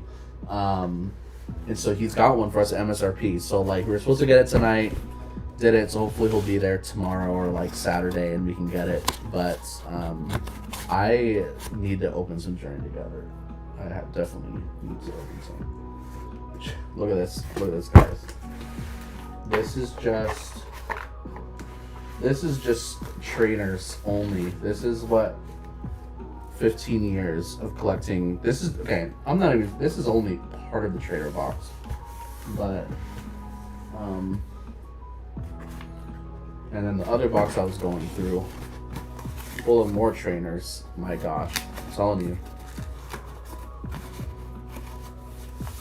I literally have my own little TCG store here in my office. Oh boy. Okay. They didn't say anything about limits, but I assume they were just only grabbed a couple. Hey, heck yeah. I mean, here's the thing. If you got a good deal on it and you feel you got a good deal, that's dope. By the way, hello, Spence. It's the first time I've seen you in. That's good. It's good to always leave some for the rest of the kids.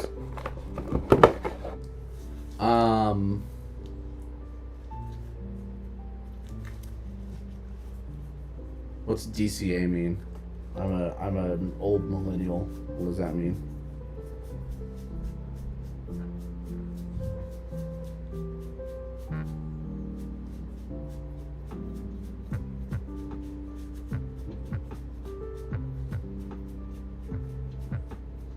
Oh gosh, rescue board. Come on. just need one. $1 cost. Sick. Okay. That's basic. I'm just ill-educated.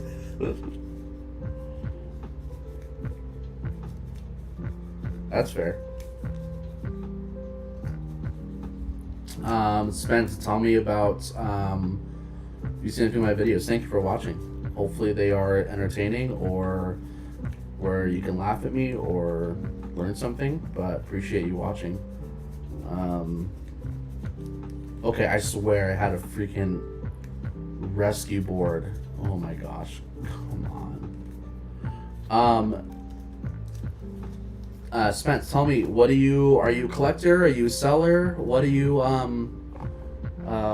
what's your, connection with Pokemon?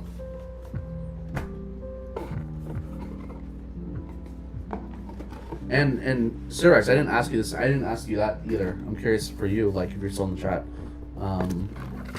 What's your connection with Pokemon?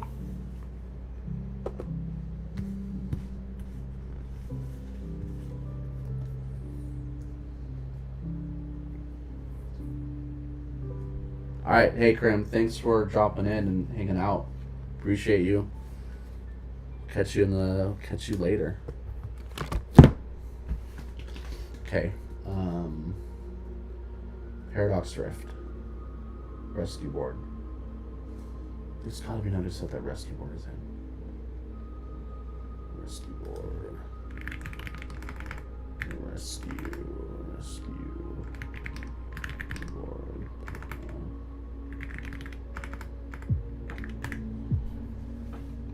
Whoa, what?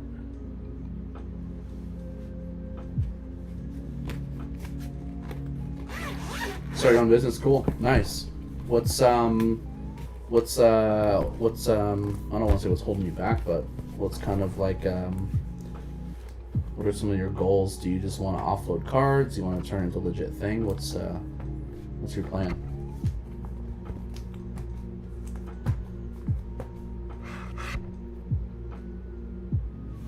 Unfair stamp. Let's go. Needed that one for this deck. Oop.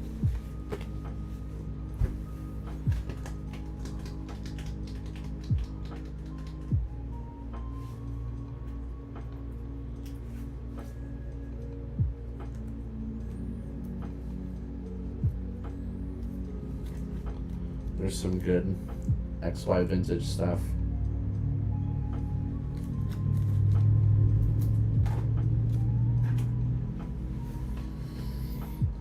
Earliest memories with my family are of Pokemon. Very cool. I own every copy of Pokemon main games. Nice.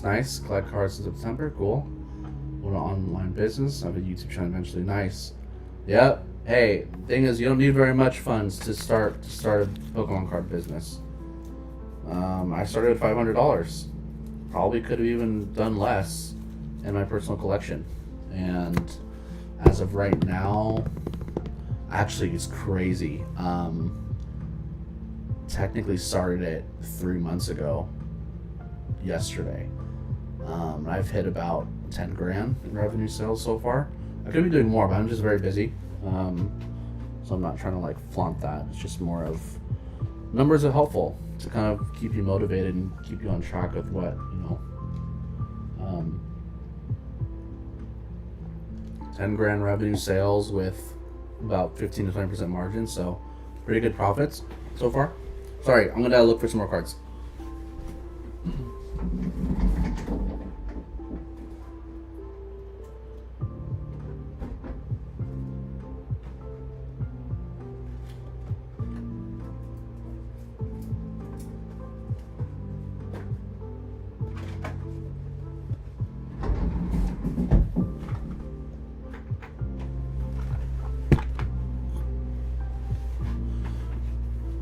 Reseller singles, been doing it for 1.5 years. Nice, very cool. Well, maybe we can all learn from you.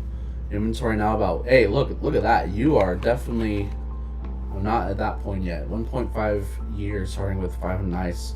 Inventory now is at 2.5k. Been withdrawing 1.2k per month for, wow, that is amazing.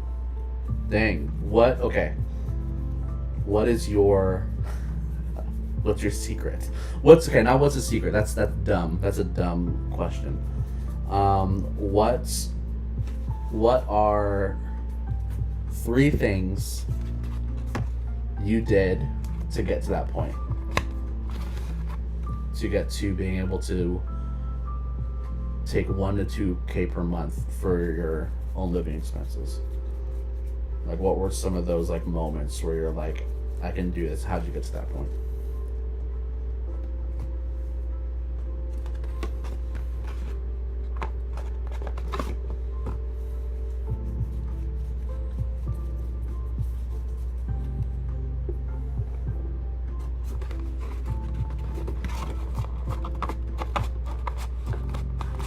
Okay, so there's no trainers in here.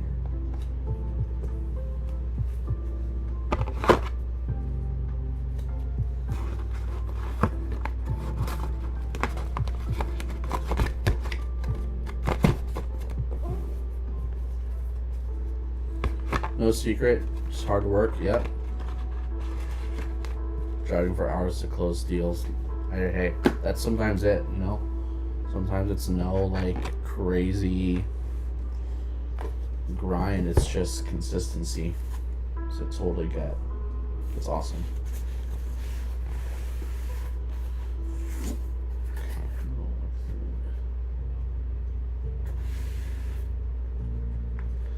Honestly, yeah, I would say that's kind of the same for me too. It's just consistency and putting in the work, and kind of like there's definitely down days where the market hits me in the face, you know? Like, for example, one of my good buddy Cameron that's in here in the chat right now, bought a bunch of really good singles off of him, and bought them even at like, Cam, how much did I buy him at 80% from you? And within a couple weeks, all those singles dropped in price. You know, like the Celebi V went from like $60-$70, I think, and now it's down to like $45-$50. And so, you know, like, market's just kind of crazy to kind of keep up with, and you kind of just gotta, you know, count your losses and kind of keep moving. But it's okay. It's a fun grind. I actually really enjoy this.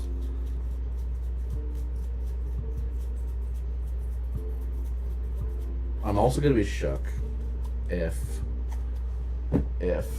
I have every card I need to build this deck, and I know I do.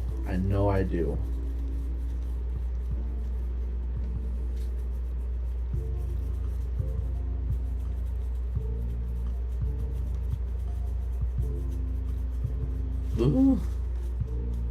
Also on hold some for time. I've held crypto before volatile markets. Yeah. I do have, I don't know what I'd call it. I do have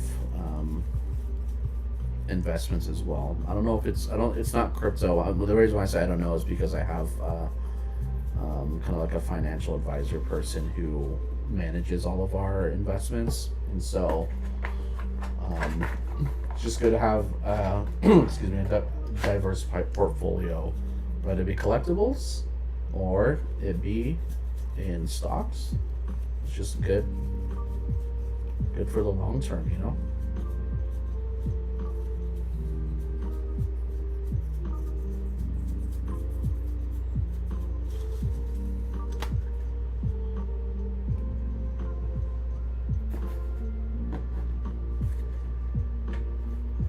Also, when the market is tough, yeah, I was priced mine second to third cheapest. No point being cheapest, just leaving linens. Yeah, exactly.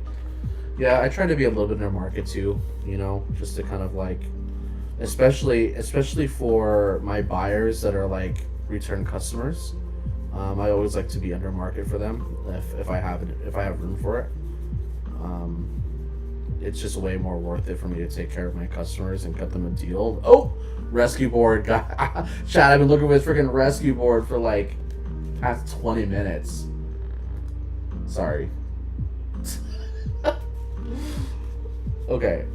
Sorry, okay. Being in Australia, I don't have that much competition. Some cards can only be bought in the US. Oh, yeah. The price is so cheaper than shipping from the US, but only just, yeah. Man. Sometimes I feel spoiled being in the US market.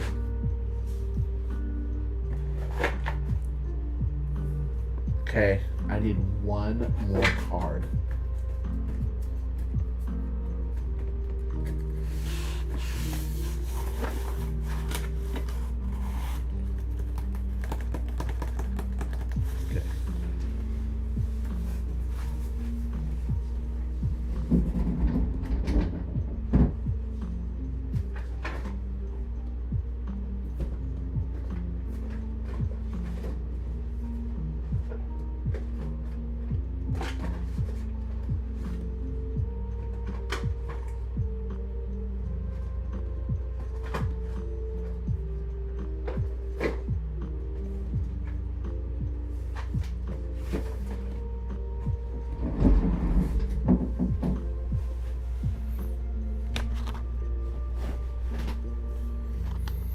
Been looking at betting in person. I think it's much more profitable. You keep all your fees. Yep.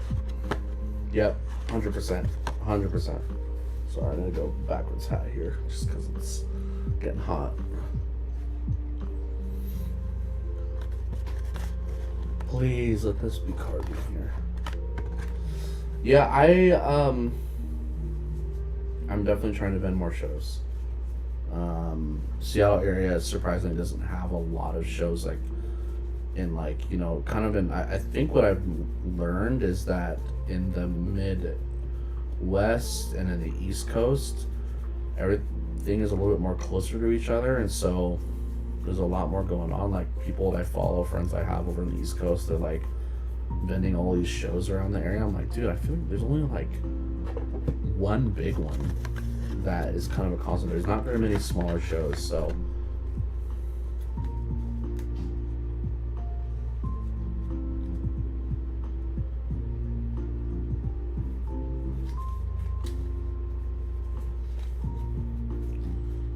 these energies. Okay, I know I'm gonna need energies. Fire energy, psychic energy.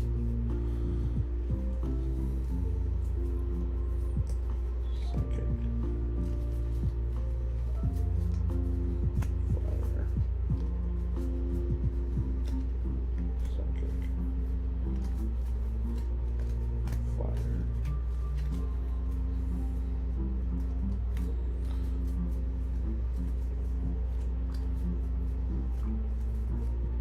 Fire. Okay.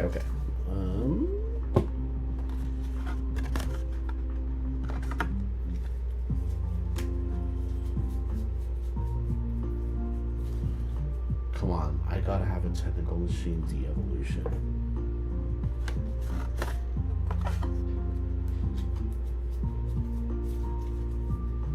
No way.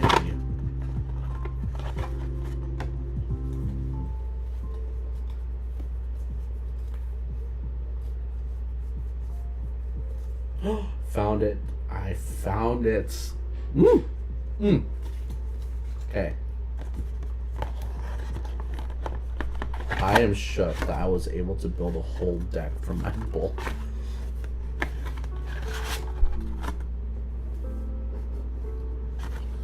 Okay, since I've been doing whatnot, what do you think of the market there? Is it worth exploring? It's so saturated, Tom, Dick, and Harry's. That is not a U.S. term. but I know exactly what you're talking about. Here's my experience with Whatnot. Whatnot is actually, it's especially because I'm a smaller seller. I don't have more than like 20 people in my streams. I would say that if I didn't do Whatnot, I wouldn't have sold all of my random low-end bulk. Like, it's not worth me putting, like, I have a website, so obviously if you follow me on that stuff, I have a website. It's not worth me putting all my bulk. Like, I had hundreds of bulk. Rares, Vs, VMAXs, EXs, all that stuff. Japanese, just random stuff. Vintage commons, uncommons, all that. So I would not have been able to move that and make, $300 to $500, in a couple hours, just selling low-end bulk. And every once in a while I would throw in a high-end card.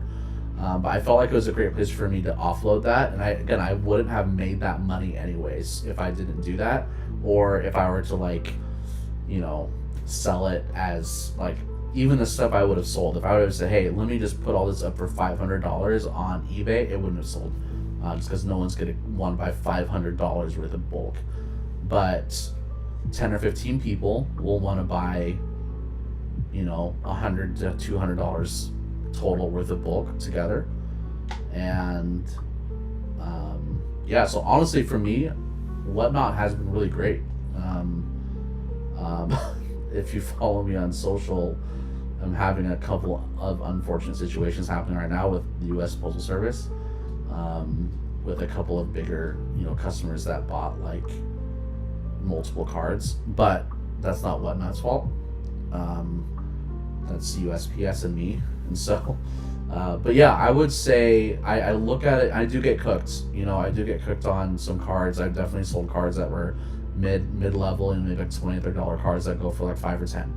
I've sold $60 cards that went for 30 or 40. And so every once in a while I'll take that hit. But again, the way I look at it too is because I buy collections. And so, if I buy a collection for $1,000 and there's 2,000 cards in there, then technically I bought those bulk cards for 50 cents or whatever the math comes out to. So if I'm able to sell it for $1, I make my profit in a sense. So I think it's a great place to offload that stuff. Because people will just want the most random things. They're looking to complete master sets and they're looking for deals. And so dollar starting is great for that stuff. I would say don't get discouraged, even if you're like, man, why is all my cards selling for $1? But again, like, these are all dollar cards that if you were to trade them into an LGS or go to eBay will take 12%, LGS will take 50%, and Whatnot takes 6%, I believe. And so yeah, give it a shot. I'm about 6-7 streams in, and I've made every show I probably get 5 to 10 new customers that come back. I push them to social media, get them in my ecosystem of socials, and a lot of them are returning customers, which is great. So it's been a great place for me to sell stuff. And I think what happens too is like I'll put claims up on my social media, and I know like some of the people that buy from me only and Whatnot will like the post or whatever. They'll see the post, and I know that they're probably just waiting for me to go to Whatnot to dollar start them. And so it's a great, I think it's a good platform, that stuff. And I think there's a lot of good sellers on there. I think there needs to be more good, honest sellers in there too. So yeah, I should give it a shot.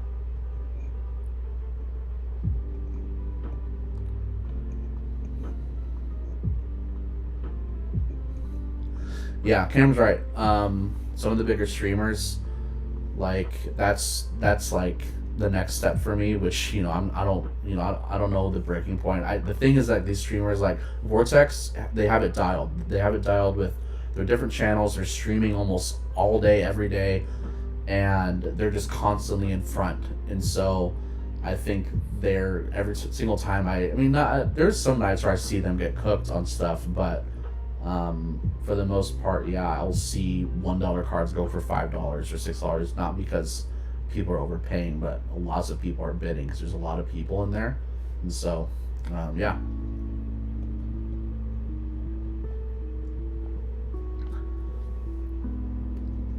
All right, Four Hearts, hey, thanks for hanging out.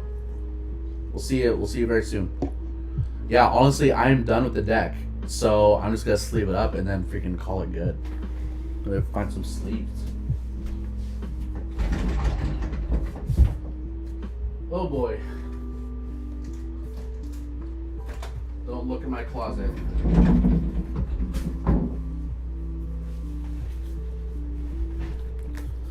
Got a brand new, well, honestly it's not brand new, it's been sitting in my closet.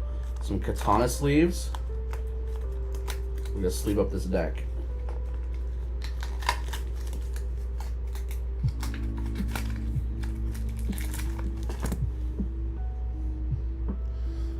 Okay.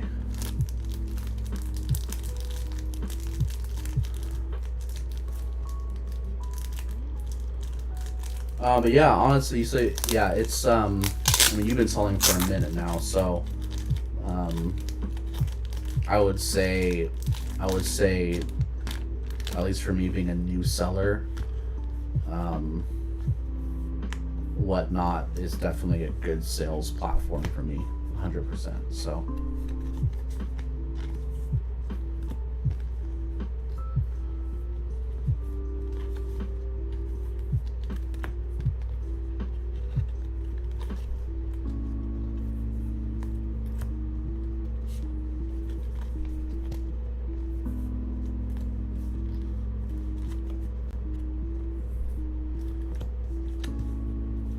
What you said you're in Perth, Cyrex. Where is Perth? Where is Perth in relation to everything else? I feel like I have like friends that live in Perth. Let's see what Natalie using for her binder. She's using Dragon Shields, and so I bought her just some just regular Dragon Shield ones. Yeah, Dragon Shield for sure. Yo, here's the thing. Being in front of the camera, it took a minute. My background's in media and production, and so I'm always behind the camera. I've been in front of the camera before in different situations, but like, it took a minute. And I would say that like, it's definitely being in front of the camera and also like delivering content that I have to edit has actually made me more proficient and confident to speak in front of people. Because especially because when I'm building my own brand on camera, I have to kind of like, I have to get thoughts out in a certain way and kind of just get past my own insecurities of being on camera. But yeah, it's definitely takes some time. Western, okay. I figured it was Western. I think I know people who live in Perth, but that's dope. It does help, yeah. I had one of my friends or followers. He's been crushing it doing vendor POVs, and I told him, I was like, yeah, man, my long form videos, like, I'll take like an hour to plan and script, or sometimes if I don't have time that week, I don't even plan and script. I just kind of like have an outline and freaking go for it. But then I usually take about 35 to 50 minutes for me to film a segment, and then usually I'm editing for 2 or 3 hours. And I was like, man, that is such a grind. And then my friend was like, dude, like that would take me like twice, 3 times as long as I have no background in media or editing. And I was like, dang, I actually have it good. I shouldn't complain. Because like editing, I can almost do it in my sleep, and it's very tedious editing my own videos. And so, hoping I get not big one day. Hopefully, I can make enough margin one day and hire an editor. But for now, margins are still tight, so I'm doing it myself. Hey, let's go. Yeah, I am like a couple hundred watch hours away from full YouTube monetization, so I'm pumped about that. But I would say if you're not making content, that was probably one of the best things for me, especially. It was one of the best things for me to be able to stand out in a market where there's so many other people jumping in. So it was an opportunity for me to kind of like be a little bit different and have a different approach, because everyone's content was kind of looking the same. And so again, having that background in media marketing was helpful to know that. How to have a distinctive, how to have a brand, how to be consistent, and so. Heck yeah. Vlogging is always fun. I would do more vlogging, and all my vlogging, short form stuff does really well. I don't, it's not that I don't get out much, but I don't have a lot of as many adventures. Like tomorrow I'm going to buy a collection. I should vlog it because it's like the biggest collection I bought. So, but vlogging is always good.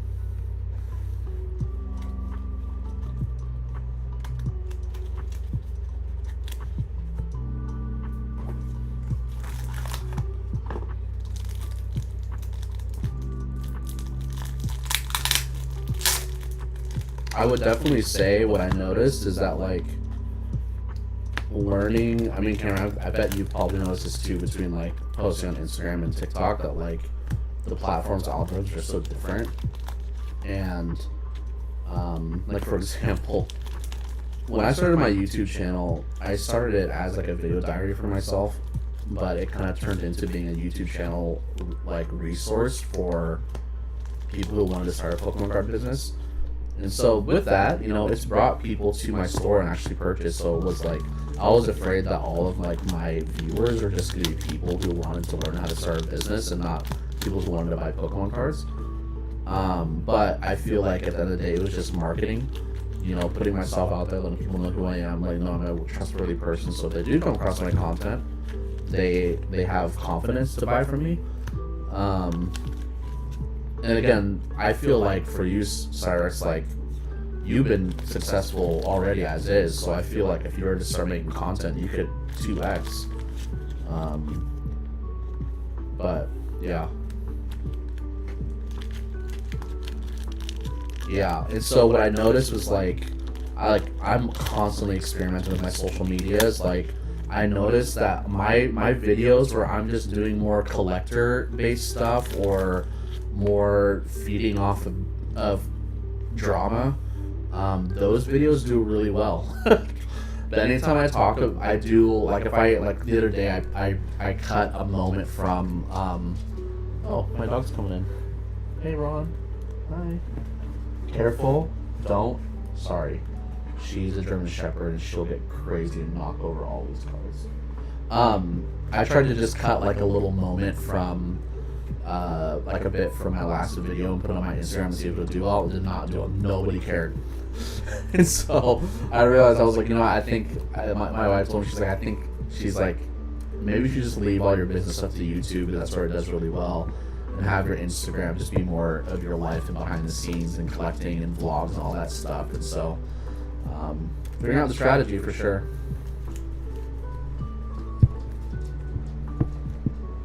Yeah. All about capacity too, for sure. Alright, I got my deck sleeved up. Playing Dragapult. Still shook that I was able to get all of that. Yeah, he saw the post. Yeah, my dog took off rotisserie chicken off the counter that she wasn't supposed to and ate everything, bones and all. So that's either going to come out one end or the other tonight. But yeah, in terms of increasing sales, dude, I get that. I mean, I'm kind of in this grind and just want to keep scaling, and I have this goal for myself that I've hit. But I would say for you, if you're like wanting to get into content, I would just double it into what you're already doing rather than trying to like re-innovate, you know? I would like, if you start vending, have a camera out and just record yourself doing it with a mic, you know, and that's just a solid way to like start making content that's like low effort. But for some of you that didn't see me kind of building this deck earlier in the stream, I was trying to find some vintage cards with the more staple ones, and so I found this Hold On Phantoms Rare Candy, which is sick. So I put that in the deck.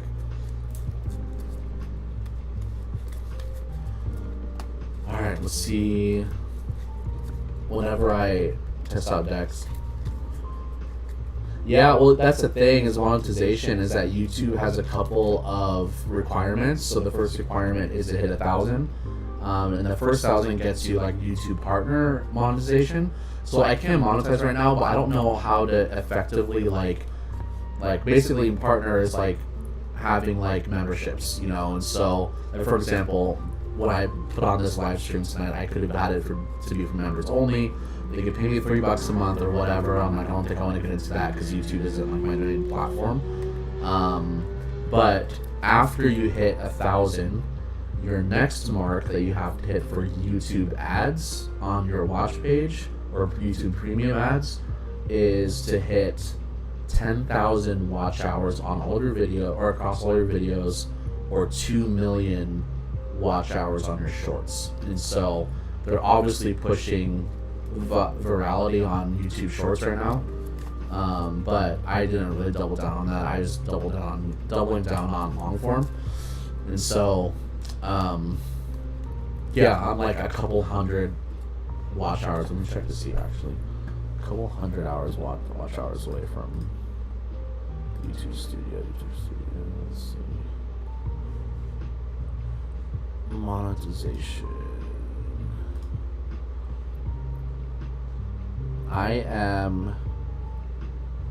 I'm sorry, not 10,000, 4,000 watch hours. So I'm at 3,500 out of 4,000 watch hours. So what's great about that is that once I do hit monetization, I'm hoping that it'll be effective the way that I was searching for. Like when I started my Pokemon card business in the beginning of the year, I was literally just searching how to start a Pokemon card business, and I was watching videos from like 2023, 2024. So my hope is that, you know, going into the end of the year, as the market kind of cools off and whatever, that people will be searching, my content will be, what's the term? It'll be a preferred video at least, or kind of in the algorithm. So I'm trying to tag my videos properly to be able to make sure that those watch, you know, my CPMs keep going up. So yeah, honestly, what I'm noticing is that the way people are getting discovered is vending shows and doing vendor POVs. So I'm just like, I just need to start freaking vending shows and figure out my schedule. So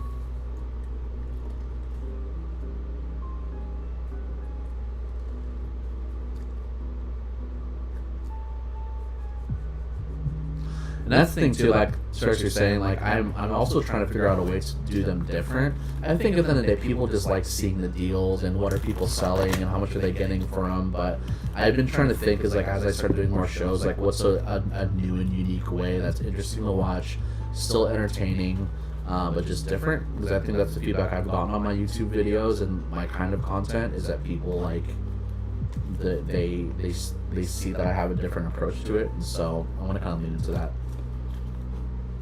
Yeah, I'm actually, so because I have a background in media, I use Premiere or Resolve, DaVinci Resolve. DaVinci Resolve is free. Honestly, it's way better than Premiere, and you have to pay for it. And so, if you want to get into it, get Resolve. Works on PC or Mac. CapCut, I do use CapCut quite a bit if I'm just editing phone content. But stuff like, you know, this stuff right now, I'm shooting on my DSLR, and I'll edit that in like a DaVinci Resolve or something like that. But yeah, actually, I am waiting on my tag slabs that are still in. They're not even in production. They've just been sitting in a received queue, and I am excited to do the tag reveal, I guess, on a PSA reveal, but.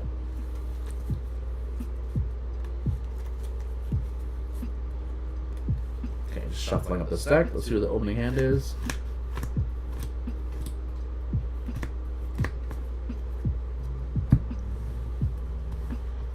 Okay, opening hand. It's actually not a bad opening hand. Dreepy, opening hand, Badoo, Countercatcher, Buddy Poppin. Buddy Poppin's perfect. Search your deck. Arvin, search your deck for a tool card. This is a great opening hand thing.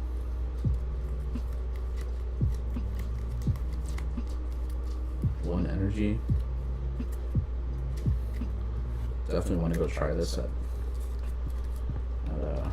League Night one time.